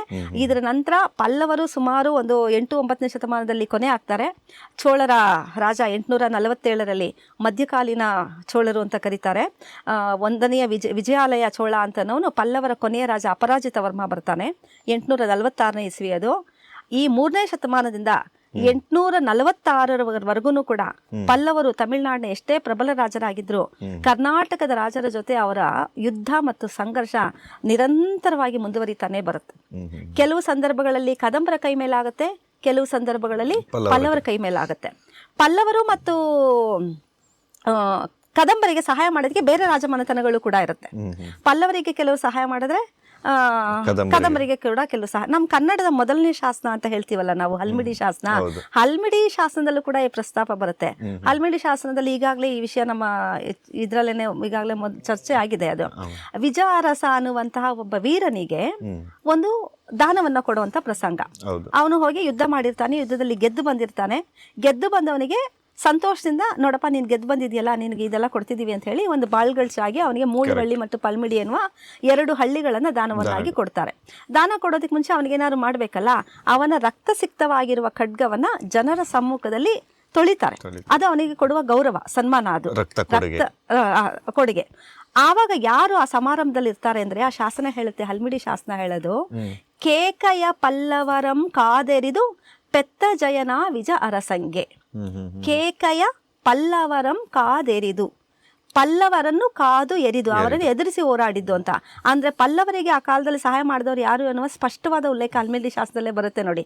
ಕೇಕಯರು ಪಲ್ಲವರಿಗೆ ಸಹಾಯ ಮಾಡಿದ್ದಾರೆ. ಆದ್ರೆ ಈ ಸಮಾರಂಭ ನಡೆಯುವಂಥದ್ದು ಯಾರ ಮುಂದೆ ಅಂದ್ರೆ, ಸೇಂದ್ರಕ ಬಣೋಭಯ ದೇಶದ ವೀರಾಪುರುಷ ಸಮಕ್ಷಮದೆ. ಸೇಂದ್ರಕ ಬಣೋಭಯ ಬಾಣರನ್ನ ಹೇಳುವಂಥದ್ದು. ಸೇಂದ್ರಕರು ಮತ್ತು ಬಾಣರನ್ನ ಶಾಸನ ಹಂಗ ಹೇಳ್ತಾ ಇದೆ. ಸೇಂದ್ರಕರು ಮತ್ತು ಬಾಣರು ಆ ಕಾರ್ಯಕ್ರಮದಲ್ಲಿ ಭಾಗವಹಿಸಿದ್ದಾರೆ. ಎಲ್ಲ ವೀರಾಪುರುಷರ ಸೈನಿಕರೆಲ್ಲ ಇದ್ದಾರೆ. ಆ ಸೈನಿಕರ ಸಮೂಹದಲ್ಲಿ ಪೆತ್ತ ಜಯನ ವಿಜಯ ಅರಸಂಗೆ. ಪೆತ್ತ ಜಯನ್ ಅಂದ್ರೆ ಜಯವನ್ನು ಗಳಿಸಿದ, ಯುದ್ಧದಲ್ಲಿ ಹೋರಾಡಿ ಬಂದಿರುವಂತ ವಿಜಯ ಅರಸ ಅಂತ ಅವನು ಒಬ್ಬ ಸೈನಿಕ, ವೀರ. ಅವನು ವಿಜಯ ಅರಸಂಗೆ ಪಲ್ಮಿಡಿವುಂ ಮೂಳಿವಳ್ಳಿವುಂ ಬಾಳ್ಗಳ್ಚಾಗಿ ಕೊಟ್ಟಾರೆ. ಬಾಳ್ಗಳ್ಚು ಅಂತ ಅನ್ನೋದು ನಮ್ಮ ಹಲ್ಮಿಡಿ ಶಾಸನದಲ್ಲಿ ಬರುವಂತಹ ಒಂದು ಪದ. ಬಾಳ್ ಅಂದ್ರೆ ಖಡ್ಗ, ಕಳ್ಚು ಅಂದ್ರೆ ತೊಳೆಯೋದು. ಹೇಳಿದ್ನೆಲ್ಲ ರಕ್ತಸಿಕ್ತವಾಗಿರುವ ಖಡ್ಗವನ್ನ ತೊಳೆದು ಅವನಿಗೆ ಗೌರವವನ್ನು ಸಲ್ಲಿಸುವಂತ ಒಂದು ಸಮಾರಂಭ. ಅಂದ್ರೆ ನೋಡಿ, ಹಲ್ಮಿಡಿ ಶಾಸನದಲ್ಲೂ ಕೂಡ 450ರಲ್ಲಿ ಕದಂಬರ ಕಾಕುತ್ಸವರ್ಮನ ಕಾಲದ ಶಾಸನ. ಮಯೂರ ಶರ್ಮನಿಗೂ ಕಾಕುತ್ಸವರ್ಮನಿಗೂ 100 ವರ್ಷಗಳ ಅಂತರ. 100 ವರ್ಷಗಳ ಹಿಂದೆ ಅಜ್ಜ ಮಾಡಿರುವಂತಹ ಯುದ್ಧ ಕಾಕುತ್ಸವರ್ಮನ ಕಾಲದಲ್ಲೂ ಕೂಡ ಮುಂದುವರೆದು, ಆ ಮುಂದುವರೆದ ಯುದ್ಧದಲ್ಲೇನೆ ನಮಗೆ ಮೊದಲನೇ ಕನ್ನಡ ಶಾಸನ ಸಿಗುವಂಥದ್ದು. ಕನ್ನಡದ ಮೊಟ್ಟ ಮೊದಲನೇ ಶಾಸನವನ್ನು ಹಾಕಿಸಿದಂಥವರು ಕದಂಬರು ಕನ್ನಡದ ಅಕ್ಷರವನ್ನ ಮತ್ತು ಕನ್ನಡ ಭಾಷೆಯನ್ನ ತುಂಬಾ ಬೇಗ ಬಳಕೆ ಮಾಡೋದಕ್ಕೆ ಪ್ರಾರಂಭ ಮಾಡ್ತಾರೆ. ಆದ್ರೆ ಅದೇ ಕಾಲದಲ್ಲಿ ಹುಟ್ಟಿಕೊಂಡಂತಹ ಗಂಗರು ದಕ್ಷಿಣದಲ್ಲಿ ಕನ್ನಡ ಭಾಷೆಯನ್ನ ಸ್ವಲ್ಪ ನಿಧಾನಕ್ಕೆ ಬಳಸೋದಕ್ಕೆ ಶುರು ಮಾಡ್ತಾರೆ. ಯಾಕೆಂದ್ರೆ ಆವತ್ತಿನ ಕಾಲದಲ್ಲಿ ಆಡಳಿತ ಭಾಷೆ ಆಗಿದ್ದು, ಒಂದು ನ್ಯಾಷನಲ್ ಲ್ಯಾಂಗ್ವೇಜ್ ಅಂತ ನಾವು ಹೆಂಗೆ ಕರಿತೀವೋ ಆ ಥರ ಇದ್ದದ್ದು ಸಂಸ್ಕೃತ ಭಾಷೆ. ಹಾಗಾಗಿ ಸಂಸ್ಕೃತವನ್ನ ಅವರು ಬಳಸ್ತಾರೆ ನಿಧಾನಕ್ಕೆ. ಸುಮಾರು ಒಂದು 5-6ನೇ ಶತಮಾನದ ನಂತರ, ಕದಂಬರು ಬಳಸಿದ ಒಂದು 100-150 ವರ್ಷಗಳ ನಂತರ ಗಂಗರ ಶಾಸನಗಳಲ್ಲಿ ಕನ್ನಡ ಭಾಷೆಯ ಬಳಕೆ ಆಗೋದನ್ನ ನಾವು ನೋಡ್ಬೋದು ಸರ್. ಸೊ ಅಂದರೆ ಈಗ ನಿರಂತರ ಈ ಸಂಘರ್ಷಗಳಲ್ಲಿ ನಮಗೆ ಸಿಗುವ ಮೊದಲನೇ ಉತ್ತರ ಏನು ಅಂದರೆ, ನಾವೀಗೇನು ಮಯೂರನ ಕಥೆ ಹೇಳ್ಕೊಂಡಾಗಲೇ ನಮಗೆ ಪಲ್ಲವರದ್ದು ಸಿಗುತ್ತೆ. ಅದಾದ ನಂತರ ಒಂದು 150 ವರ್ಷಗಳ ನಂತರ ಕಾಕುತ್ಸವರ್ಮನ ಕಾಲದಲ್ಲಿ ನಾವು ಮೊದಲನೇ ಶಾಸನ ಅಂತ ಏನು ಗುರುತಿಸ್ತೀವಿ, ಅದು ಸೇಮ್ ಪಲ್ಲವರ ಜೊತೆ ಒಬ್ಬ ಹೋರಾಡಿದ ವೀರನಿಗೆ ಹಾಕ್ಸಿರುವಂಥ ಒಂದು ವೀರಗಲ್ಲು ಅಂತ ನಾವು ಏನು ಕರಿತೀವಿ, ಅದನ್ನು ಶಾಸನ ಸಹಿತ ವೀರಗಲ್ಲು. ಅದೇ ನಾವು ಇವತ್ತು ಹಲ್ಮಿಡಿ ಶಾಸನ ಅಂತ ಕರಿತಿರೋದು. ಸೊ ನೀವು ಹೇಳ್ದಂಗಾದ್ರೆ ಆ ಕಾಲದಲ್ಲಿ ಉತ್ತರದಿಂದ ಬಂದ ಸಮುದ್ರಗುಪ್ತನ, ಸೊ ಇವತ್ತಿಗೆ ನಾವು ಹೇಳೋದಾದರೆ ಇನ್ವೇಷನ್ ಅಂತ ನಾವೇನು ಹೇಳ್ತೀವಿ, ಅಥವಾ ಆಕ್ರಮಣನೋ ಅಥವಾ ಅವನ್ನೆಲ್ಲ ಒಟ್ಟಿಗೆ ಸೇರಿಸ್ಕೋಬೇಕು ಅನ್ನುವಂಥ ಒಂದು ಟೈಮ್ ಲೈನಲ್ಲಿ ಇವ್ರಿಗೆಲ್ಲ ಸ್ವತಂತ್ರ ಸಿಕ್ತು. ಆಮೇಲೆ ರಾಜ್ಯ ವಿಸ್ತಾರ ಅನ್ನೋದು ಕೂಡ ನಾವು ಆಗಿನ ಕಾಲದ ಜೀವನ ಶೈಲಿನೇ ಹಂಗಿತ್ತು. ಒಬ್ಬ ರಾಜ ಇದ್ದಾನೆ ಅಂತಂದ್ರೆ ಆ ರಾಜನ ಹೆಗ್ಗಳಿಕೆ ಏನು ಅಂತಂದ್ರೆ ಅವನು ಹೆಚ್ಚು ರಾಜ್ಯವನ್ನು ವಿಸ್ತಾರ ಮಾಡ್ಕೊಳ್ತಾ ಹೋಗ್ತಾ ಇದ್ದಂಗೆನೆ. ಪ್ರತಿಯೊಬ್ಬ ರಾಜನೂ ಕೂಡ ಇಂಥ ರಾಜ ಇಲ್ಲ ಅನ್ನೋ ಹಾಗೇನೇ ಇಲ್ಲ. ಪ್ರತಿಯೊಬ್ಬ ರಾಜನೂ ಕೂಡ ತನ್ನ ಸಾಮ್ರಾಜ್ಯವನ್ನ ವಿಸ್ತಾರ ಮಾಡ್ಕೊಳ್ಳೋದೇ ಅವರ ಗುರಿಯಾಗಿರ್ತಿತ್ತು. ಹಾಗಾಗಿ ಪ್ರತಿಯೊಂದು ರಾಜವಂಶಗಳ ಆ ರಾಜ್ಯದ ಗಡಿಗಳು ಎಲ್ಲಾ ಕಾಲದಲ್ಲೂ ಒಂದೇ ರೀತಿ ಇರ್ತಾ ಇರಲಿಲ್ಲ. ಕೆಲವು ಸಂದರ್ಭದಲ್ಲಿ ತಮ್ಮ ರಾಜ್ಯದ ಗಡಿಯನ್ನ ಇನ್ನೊಬ್ರು ಕೊಡ್ಬೇಕಾಗಿ ಬರ್ತಾ ಇತ್ತು. ಕೆಲವು ಸಂದರ್ಭದಲ್ಲಿ ಅವರ ರಾಜ್ಯವನ್ನ ಇವರು ಆಕ್ರಮಣ ಮಾಡ್ಕೊಂಡು ತಮ್ಮ ರಾಜ್ಯವನ್ನ ಇನ್ನೂ ಹೆಚ್ಚು ವಿಸ್ತಾರ ಮಾಡ್ಕೊಳ್ತಾ ಇದ್ರು. ಹಾಗಾಗಿ ಪಲ್ಲವರು ಇಲ್ಲಿಗೆ ಬರ್ತಾ ಇದ್ರು, ಚೋಳರು ಇಲ್ಲಿಗೆ ಬರ್ತಾ ಇದ್ರು, ಅಥವಾ ಗಂಗರು ಬೇರೆ ರಾಜ್ಯದ ಮೇಲೆ ಹೋಗ್ತಾ ಇದ್ರು. ಕರ್ನಾಟಕದ ಒಳಗಡೆ ಇರುವಂತಹ ರಾಜರನ್ನು ಕೂಡ ಕರ್ನಾಟಕದಲ್ಲೇ ಗಂಗರು ಮತ್ತು ಚೋಳರಿಗೆ ಇದು ಕದಂಬರಿಗೆ ಯುದ್ಧ ಆಗಿಲ್ಲ ಅಂತಲ್ಲ. ಕರ್ನಾಟಕದ ರಾಜರಾದಂತಹ ಚಾಲುಕ್ಯ ರಾಜರಿಗೂ ಗಂಗರಿಗೂ ಯುದ್ಧ ಆಗುತ್ತೆ, ಚಾಲುಕ್ಯರಿಗೂ ರಾಷ್ಟ್ರಕೂಟರಿಗೂ ಕೂಡ ಯುದ್ಧ ಆಗುತ್ತೆ. ಅಲ್ಲಿ ಭಾಷೆ ಇಂಪಾರ್ಟೆಂಟ್ ಆಗ್ತಾ ಇರಲಿಲ್ಲ ಆ ಕಾಲದಲ್ಲಿ, ಯಾವುದೇ ಕಾಲಘಟ್ಟದಲ್ಲೂ ಕೂಡ. ಸಾಮ್ರಾಜ್ಯದ ಗಡಿಗಳನ್ನ ಹೆಚ್ಚು ಮಾಡ್ಕೊಳ್ಳುವಾಗ ಅದು ಯಾವುದೇ ಭಾಷೆ ಆದ್ರೂ ಕೂಡ ಯುದ್ಧ ಮಾಡುವಂಥದ್ದು ಸಹಜವಾಗಿರ್ತಿತ್ತು. ಹಾಗಾಗಿ ನೋಡಿ, ನೀವು ಆಗಲೇ ಕೇಳಿದ್ರಿ ಗಂಗಾ ಇದ್ರಲ್ಲೂ ಕೂಡ ಚೋಳರು ಆಕ್ರಮಣ ಮಾಡಿದ್ರು ಅಂತ. ಆದರೆ ಗಂಗವಾಡಿಯ ಒಳಗಡೆ ಫಸ್ಟ್ ಆಕ್ರಮಣ ಮಾಡೋರು ಚೋಳರಲ್ಲ, ಪಲ್ಲವರು. ನಾವೇನು ಹೇಳ್ತೀವಿ, ಗಂಗರು ಅಂತ ತೆಗೆದುಕೊಂಡಿದ್ದ ತಕ್ಷಣ ಚೋಳರೇನೆ ಬಂದಿದ್ದು ಅಂತ ಹೇಳ್ತಾ ಇರ್ತೀವಿ. ಚೋಳರಿಗಿಂತ ಹಿಂದೆ ಪಲ್ಲವರ ಜೊತೆನಲ್ಲೇನೆ ಗಂಗರು ತುಂಬಾ ಯುದ್ಧ ಮಾಡ್ಬೇಕಾಗಿ ಬರುತ್ತೆ. ಪಲ್ಲವರ ಬಹಳ ರಾಜರು ಗಂಗವಾಡಿನಲ್ಲಿ ಅವ್ರು ಇರೋದಕ್ಕೆ ಬಿಡೋದಕ್ಕೆ ಆಗೋದಿಲ್ಲ ಅಂತ ಸಿಚುವೇಶನ್ ಅನ್ನ ನಿರ್ಮಾಣ ಮಾಡ್ತಾರೆ. ಹಾಗಾಗಿ ನಿರಂತರವಾದ ಯುದ್ಧದಿಂದ ತಪ್ಪಿಸ್ಕೊಳ್ಳೋದಕ್ಕೆ ಏನ್ ಮಾಡ್ತಾರೆ, ಗಂಗರು ತಮ್ಮ ರಾಜಧಾನಿಯನ್ನೇ ಕೋಲಾರದಿಂದ ಚನ್ನಪಟ್ಟಣದ ಮಾಕುಂದಕ್ಕೆ ಬದಲಾಯಿಸ್ತಾರೆ. ಚನ್ನಪಟ್ಟಣದ ಮಾಕುಂದದಿಂದ ಮತ್ತೆ ತಲಕಾಡಿಗೆ ಹೋಗ್ತಾರೆ. ತಲಕಾಡಿನಿಂದ ಇನ್ನೊಂದು ಸಂದರ್ಭದಲ್ಲಿ ನೆಲಮಂಗಲ ಹತ್ರ ಇರುವಂತಹ ಮಣ್ಣೆಗೆ ಬದಲಾಯಿಸ್ತಾರೆ, ಮತ್ತೆ ತಲಕಾಡಿಗೆ ಹೋಗ್ತಾರೆ. ಹೀಗೆ ತಮ್ಮ ರಾಜಧಾನಿಯನ್ನ ಕೂಡ ಬದಲಾಯಿಸುವಂತ ಕೆಲಸಗಳು ಮಾಡುವಂಥದ್ದು ಚೋಳರ ಆಕ್ರಮಣಕ್ಕಿಂತ ಹೆಚ್ಚಾಗಿ ಪಲ್ಲವರ ಕಾರಣದಿಂದಾನೇ ಗಂಗರು ತಮ್ಮ ರಾಜಧಾನಿಯನ್ನ ಆಗಾಗ ಬದಲಾಯಿಸ್ತಾನೆ ಇರಬೇಕಾಗತ್ತೆ. ಯುದ್ಧಗಳನ್ನು ಮಾಡಿ ಕೂಡ ಅವ್ರ ಜೊತೆನಲ್ಲಿ ತಮ್ಮ ರಾಜ್ಯವನ್ನ ಉಳಿಸ್ಕೊಳ್ಳುವ ಪ್ರಯತ್ನವನ್ನ ಮಾಡ್ತಾರೆ. ಕೆಲವು ಸಂದರ್ಭದಲ್ಲಿ ಅದು ಸಾಧ್ಯವಾಗದೇ ಇರುವ ಸಂದರ್ಭದಲ್ಲಿ ವೈವಾಹಿಕ ಸಂಬಂಧಗಳನ್ನ ಕೂಡ ಮಾಡ್ಕೊಳ್ತಾ ಬರ್ತಾರೆ. ಪಲ್ಲವರ ರಾಜಕುಮಾರಿಯರನ್ನೇ ಮದುವೆ ಆಗ್ತಾರೆ, ಅಥವಾ ತಮ್ಮ ರಾಜಕುಮಾರಿಯರನ್ನ ಪಲ್ಲವರಿಗೆ ಕೊಡ್ತಾರೆ. ಇನ್ ಕೆಲವು ಸಂದರ್ಭದಲ್ಲಿ ಏನ್ ಮಾಡ್ತಾರೆ, ಪಲ್ಲವರನ್ನು ಎದುರಿಸೋದಕ್ಕೋಸ್ಕರ ಕರ್ನಾಟಕದ ಬೇರೆ ರಾಜಮನೆತನಗಳ ಜೊತೆ ಸಂಬಂಧವನ್ನ ಬೆಳೆಸ್ತಾರೆ. ಇವರಿಬ್ಬರು ಒಟ್ಟಿಗೆ ಸೇರಿ ಪಲ್ಲವರನ್ನ ಎದುರಿಸುವಂತಹ ಒಂದು ಕೆಲವು ಪ್ರಯತ್ನಗಳನ್ನು ಕೂಡ ಮಾಡ್ತಾರೆ. ಹೀಗೆ ನಿರಂತರ ಯುದ್ಧಗಳು, ಹೋರಾಟಗಳು ಎಲ್ಲ ರಾಜಮನೆತನಗಳ ಜೊತೆ ನಡೀತಾನೆ ಇದ್ದದ್ದು ಉಂಟು. ಆದರೆ ಚೋಳರು ಕರ್ನಾಟಕದೊಳಗೆ ಬಂದ್ರು ಅಥವಾ ಗಂಗರು ಬೇರೆ ತಮಿಳುನಾಡಿಗೆ ಹೋದ್ರೂ ಕೂಡ ಸ್ಥಳೀಯ ಜನರ ಜೊತೆಗೆ ಬೆರೆತು ಸ್ಥಳೀಯರ ಜನರಿಗೆ ಹೆಂಗಿರ್ಬೇಕೋ ಆ ರೀತಿನಲ್ಲಿ ಏನ್ ಮಾಡ್ಬೇಕು ಆ ಕೆಲಸಗಳನ್ನ ಮಾಡಿರೋದನ್ನ ಇಬ್ರು ಕೂಡ ಮಾಡಿರೋಂಥದ್ದು. ಹಾಗಾಗಿನೇ ಚೋಳರು ಆಕ್ರಮಣ ಮಾಡಿಕೊಂಡಂತಹ ಗಂಗವಾಡಿಯ ಪ್ರಾಂತ್ಯದ ಒಳಗಡೆ ನಮಗೆ ತಮಿಳು ಶಾಸನಗಳನ್ನು ನೋಡೋಕೆ ಸಾಧ್ಯ ಇದೆ. ಹಾಗೇನೆ ತಮಿಳುನಾಡಿನ ಒಳಗಡೆ ಈ ಗಂಗರು ಬಂದು ಅಲ್ಲಿ ಆಕ್ರಮಣ ಮಾಡಿಕೊಂಡಾಗ ಪಲ್ಲವರ ಪ್ರಾಂತ್ಯಗಳನ್ನೆಲ್ಲ ಅಥವಾ ಚೋಳರ ಪ್ರಾಂತ್ಯಗಳನ್ನೆಲ್ಲ ಇವರು ಆಕ್ರಮಿಸಿಕೊಂಡಾಗ ಅಲ್ಲಿ ಕನ್ನಡದಲ್ಲೇ ಶಾಸನಗಳನ್ನು ಹಾಕ್ಸಿರೋದನ್ನು ಕೂಡ ನೋಡ್ಬೋದು. ತಮಿಳಲ್ಲೂ ಹಾಕಿಸ್ತಾರೆ. ಒಂದೇ ಶಾಸನದಲ್ಲಿ ತಮಿಳುನು ಸ್ವಲ್ಪ ಇರುತ್ತೆ, ಕನ್ನಡನೂ ಇರುತ್ತೆ. ಕೆಲವು ಸಂದರ್ಭದಲ್ಲಿ ಸಂಸ್ಕೃತ ಭಾಷೆ ಕೂಡ ಮಿಕ್ಸ್ ಆಗಿರುವಂತದ್ದು ಉಂಟು. ಕೆಲವು ಸಂದರ್ಭದಲ್ಲಿ ಯಾವುದೋ ಒಂದ್ ಭಾಷೆನಲ್ಲಿ ಹಾಕಿರುವಂತಹ ಶಾಸನಗಳು ಕೂಡ ಉಂಟು. ಇದು ಯಾಕೆ ಅಂತಂದ್ರೆ ಸ್ಥಳೀಯ ಜನರ ಜೊತೆಗೆ ನಾವು ನಿಮ್ ಜೊತೆನಲ್ಲಿ ಇದ್ದೀವಿ, ನಿಮಗೆ ಅನುಕೂಲವನ್ನ ನಾವು ಮಾಡ್ಕೊಡ್ತೀವಿ ಅಂತ ಹೇಳುವ ಕಾರಣದಿಂದಾನೆ. ಗಂಗರ ಶಿವಮಾರ ವಳ್ಳಿಮಲೈ ಅಂತನ್ನುವಂತ ಒಂದು ಜಾಗ ಇದೆ ತಮಿಳಿನಲ್ಲಿ. ಗಂಗರು ಆರಂಭ ಕಾಲದಲ್ಲಿ ವೈದಿಕರಾಗಿದ್ರು ಕೂಡ ನಂತರ ಜೈನರಾಗುವಂಥದ್ದು ನಮಗೆ ಗೊತ್ತಿರುವಂಥ ವಿಷಯನೇ. ಹಾಗಾಗಿ ವಳ್ಳಿಮಲೈನಲ್ಲಿರುವಂತಹ ಒಂದು ಗುಹಾಂತರ ದೇವಾಲಯದಲ್ಲಿ ಒಂದು ಜೈನ ಗುಹೆಯನ್ನ ಶಿವಮಾರ ನಿರ್ಮಾಣ ಮಾಡಿರೋದನ್ನ ನಾವು ನೋಡ್ತೀವಿ. ಸೆಂಜಿ ಎನ್ನುವಂತ ಇನ್ನೊಂದು ಜಾಗ ಇದೆ. ಸೆಂಜಿ ಜಾಗದಲ್ಲೂ ಕೂಡ ಶಿವಮಾರ 2 ಜೈನ ಗುಹಾಂತರ ದೇವಾಲಯಗಳನ್ನ ನಿರ್ಮಾಣ ಮಾಡಿರೋದನ್ನ ತಮಿಳುನಾಡಿನ ಸೆಂಜಿನಲ್ಲಿ. ಅಂದ್ರೆ ಶಿವಮಾರನ್ ಕಾಲಘಟ್ಟದಲ್ಲಿ ಇವರು ಇಲ್ಲಿಯ ಒಂದು ಸಂಪರ್ಕ ಚೆನ್ನಾಗಿತ್ತು ಅನ್ನಂಗಾಯ್ತು. ಹೌದು, ಚೆನ್ನಾಗಿರುತ್ತೆ. ಮೊದಲು ಯುದ್ಧ ಮಾಡ್ತಾರೆ, ಆಮೇಲೆ ವೈವಾಹಿಕ ಸಂಬಂಧಗಳನ್ನ ಏರ್ಪಾಡು ಮಾಡ್ಕೊಂಡು ಕೊಟ್ಟು ತಗೊಂಡು ಅಲ್ಲಿ ಹೋಗಿ ಬರುವಂತ ಕೆಲಸಗಳನ್ನ ಕೂಡ ಮಾಡ್ತಾರೆ. ಯುದ್ಧ ಆದ್ರೂ ಕೂಡ ಅಲ್ಲಿ ಹೋಗಿ ಯುದ್ಧದ ನಂತರ ಗೆದ್ದ ಪ್ರದೇಶದಲ್ಲೂ ಕೂಡ ಶಾಸನಗಳನ್ನ ಹಾಕಿಸ್ತಾರಲ್ಲ, ಅಂತ ಶಾಸನಗಳು ಕೂಡ ಸಿಗುತ್ತೆ. ದಾನ ಕೊಟ್ಟಿರುವ ಶಾಸನಗಳು ಕೂಡ ಇರುತ್ತೆ. ಇನ್ನೊಂದು ಇಂಟ್ರೆಸ್ಟಿಂಗ್ ಆದಂತ ವಿಷಯ ಅಂತಂದ್ರೆ ಚಾವುಂಡರಾಯ ಇದ್ದಾನ. ಚಾವುಂಡರಾಯನಿಗೆ 2 ಸೋದರಿಯರು. ಇಬ್ಬರ ಸೋದರಿಯರು ಕೂಡ ತಮಿಳುನಾಡಿನ ಜೈನ ಮಂದಿರಗಳನ್ನು ಕಟ್ಟಿಸಿದ್ದಾರೆ. ಆ ಜೈನ ಮಂದಿರಗಳಿಗೆ ದಾನ ಕೊಟ್ಟಿರುವಂಥದ್ದು ಉಲ್ಲೇಖಗಳು ಕೂಡ ತಮಿಳುನಾಡಿನ ಶಾಸನಗಳಲ್ಲಿ ಸಿಗುತ್ತೆ. ಮ್ಯಾಮ್, ಅದೇ ಪಲ್ಲವರ ಬಗ್ಗೆ ಮಾತಾಡ್ಕೊಂಡು ಬಂದ್ವಿ. ಪಲ್ಲವರನ್ನ ಹೇಗೆ ಸಮುದ್ರಗುಪ್ತ ಬಂದ ತಕ್ಷಣ ನಮಗೆ ಇಲ್ಲಿಯ ಒಂದು ಸ್ಥಳೀಯ ರಾಜರುಗಳಿಗೆ ಒಂದು ಸ್ವತಂತ್ರ ಸಿಗುತ್ತೋ, ಯಾರ್ದೋ ಒಬ್ರು ಹಿಡಿತದಲ್ಲಿದ್ದಂಥವ್ರು ಎಲ್ಲರೂ ಪ್ರತ್ಯೇಕವಾಗಿ ಅವರವ್ರದೇ ರಾಜರುಗಳು ಮನೆತನಗಳು ಉಟ್ಕೊಂಡು, ಹಾಗೇನೆ ನಮ್ಮ ಕದಂಬರು ಮತ್ತು ಗಂಗರು ಉಟ್ಕೊಂಡ್ರು ಅನ್ನೋದನ್ನ ನೋಡಿದ್ವಿ.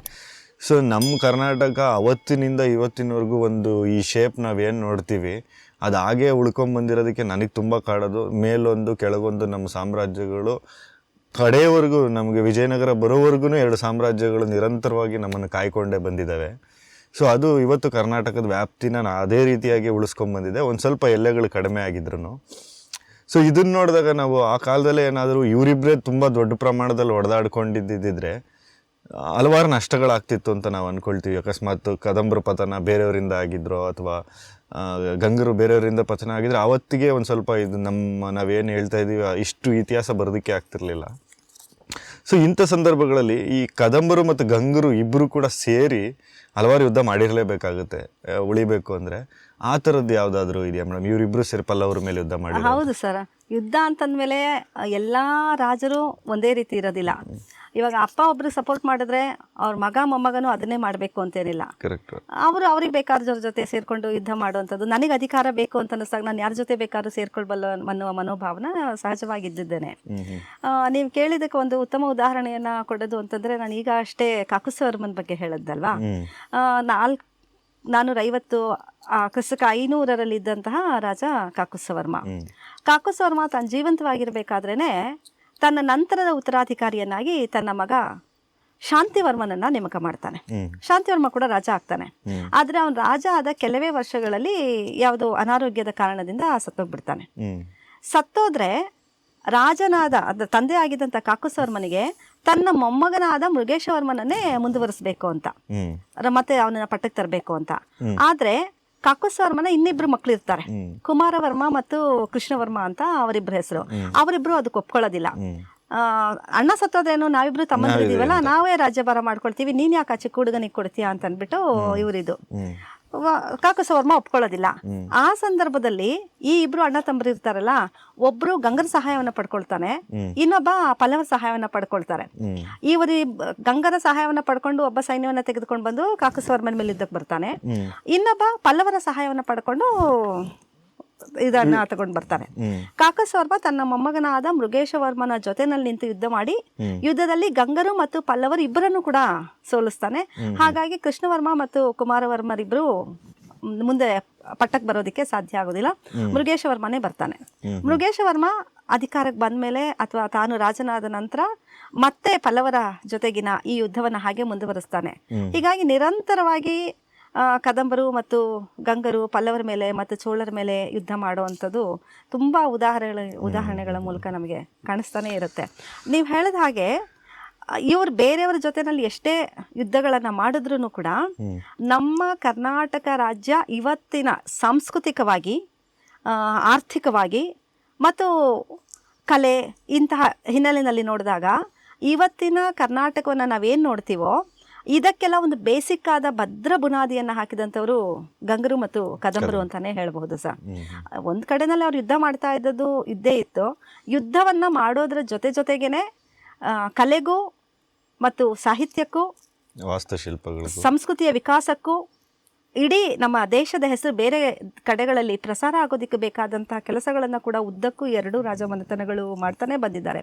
ಹಾಗೆ ನೋಡಿದ್ರೆ ಗಂಗವಂಶದಲ್ಲಿ ಒಳ್ಳೆಯ ಸಾಹಿತಿಗಳು ಕೂಡ ಇದ್ದದನ್ನ ನಾವು ನೋಡ್ಬೋದು. ಶಿವಮಾರ ಮತ್ತು ಶ್ರೀ ಪುರುಷ ಇವರೆಲ್ಲ ಗಜಶಾಸ್ತ್ರ ಮತ್ತು ಗಜಾಷ್ಟಕ ಅಂತ 2 ಕೃತಿಗಳನ್ನ ರಚನೆ ಮಾಡ್ತಾರೆ. ಗಂಗರ ಮಂತ್ರಿ ಆದಂತ ಚಾವುಂಡರಾಯ ಇಡೀ ಜಗತ್ತಿಗೆ ಫೇಮಸ್ ಆದಂತಹ ಶ್ರವಣಬೆಳಗೊಳದ ಮೂರ್ತಿಯನ್ನ ನಿರ್ಮಾಣ ಮಾಡಿದ್ದಾಗ್ಬೋದು. ಕರ್ನಾಟಕದ ಬೇರೆ ಬೇರೆ ಪ್ರಾಂತ್ಯಗಳಲ್ಲಿ ಎಷ್ಟೊಂದು ದೇವಾಲಯಗಳನ್ನ ನಿರ್ಮಾಣ ಮಾಡ್ತಾರೆ. ಇಲ್ಲಿ ಮಾತ್ರ ಅಲ್ಲ, ಇವ್ರು ತಮಿಳ್ನಾಡಿಗೆ ಬಂದು ಆಕ್ರಮಣ ಮಾಡಿದಾಗ ತಮಿಳ್ನಾಡಿನಲ್ಲೂ ಕೂಡ ಗಂಗರು ಹಲವು, ನಾನು ಆಗ್ಲೇ ಹೇಳಿದ್ನಲ್ಲ, ಜೈನ ಮಂದಿರಗಳನ್ನ ಕಟ್ಟಿದ್ರು ಅಂತ, ಹಂಗೆ ಅಲ್ಲೂ ಬೇರೆ ಇನ್ನಿತರ ದೇವಾಲಯಗಳನ್ನ ಕೂಡ ನಿರ್ಮಾಣ ಮಾಡುವಂತ ಕೆಲಸವನ್ನ ಮಾಡಿರುವಂತದನ್ನ ಕೂಡ ನೋಡಬಹುದು ಸರ್. ಹೀಗೆ ಯುದ್ಧದ ಜೊತೆನಲ್ಲೇನೆ ನಮ್ಮ ದೇಶ ಅಥವಾ ಕರ್ನಾಟಕ ರಾಜ್ಯ ಇವತ್ತು ಯಾವ್ಯಾವ ವಿಷಯಗಳಲ್ಲಿ ಪ್ರಗತಿಯನ್ನು ಸಾಧಿಸ್ತಾ ಇದೆಯೋ ಅಥವಾ ಸಾಧಿಸಿದೆಯೋ ಅದಕ್ಕೆ ಬೇಕಾದಂಥ ಬೇಸಿಕ್ ಪಾಯಿಂಟನ್ನು, ಬುನಾದಿಯನ್ನು ಹಾಕಿಕೊಟ್ಟಂಥವ್ರು ಈ 2 ರಾಜಮನೆತನಗಳು ಅನ್ನೋದನ್ನು ನಾವು ಮರೆಯೋದಕ್ಕೆ ಸಾಧ್ಯ ಇಲ್ಲ. ಹೌದೌದು. ಈ ನಮಗೆ ಗಂಗರು ಮತ್ತು ಕದಂಬರದ್ದು ಆದಮೇಲೆ ಇವರು ಒಂದು ಉಚ್ಛ್ರಾಯ ಕಾಲದಲ್ಲಿ ಒಂದು ಕನ್ನಡ ನಾಡನ್ನು ನಾವು ಹೆಂಗೆ ಕ್ಯಾರಿ ಮಾಡಿದ್ರು ಅಂತ ಅಂತೀವಿ.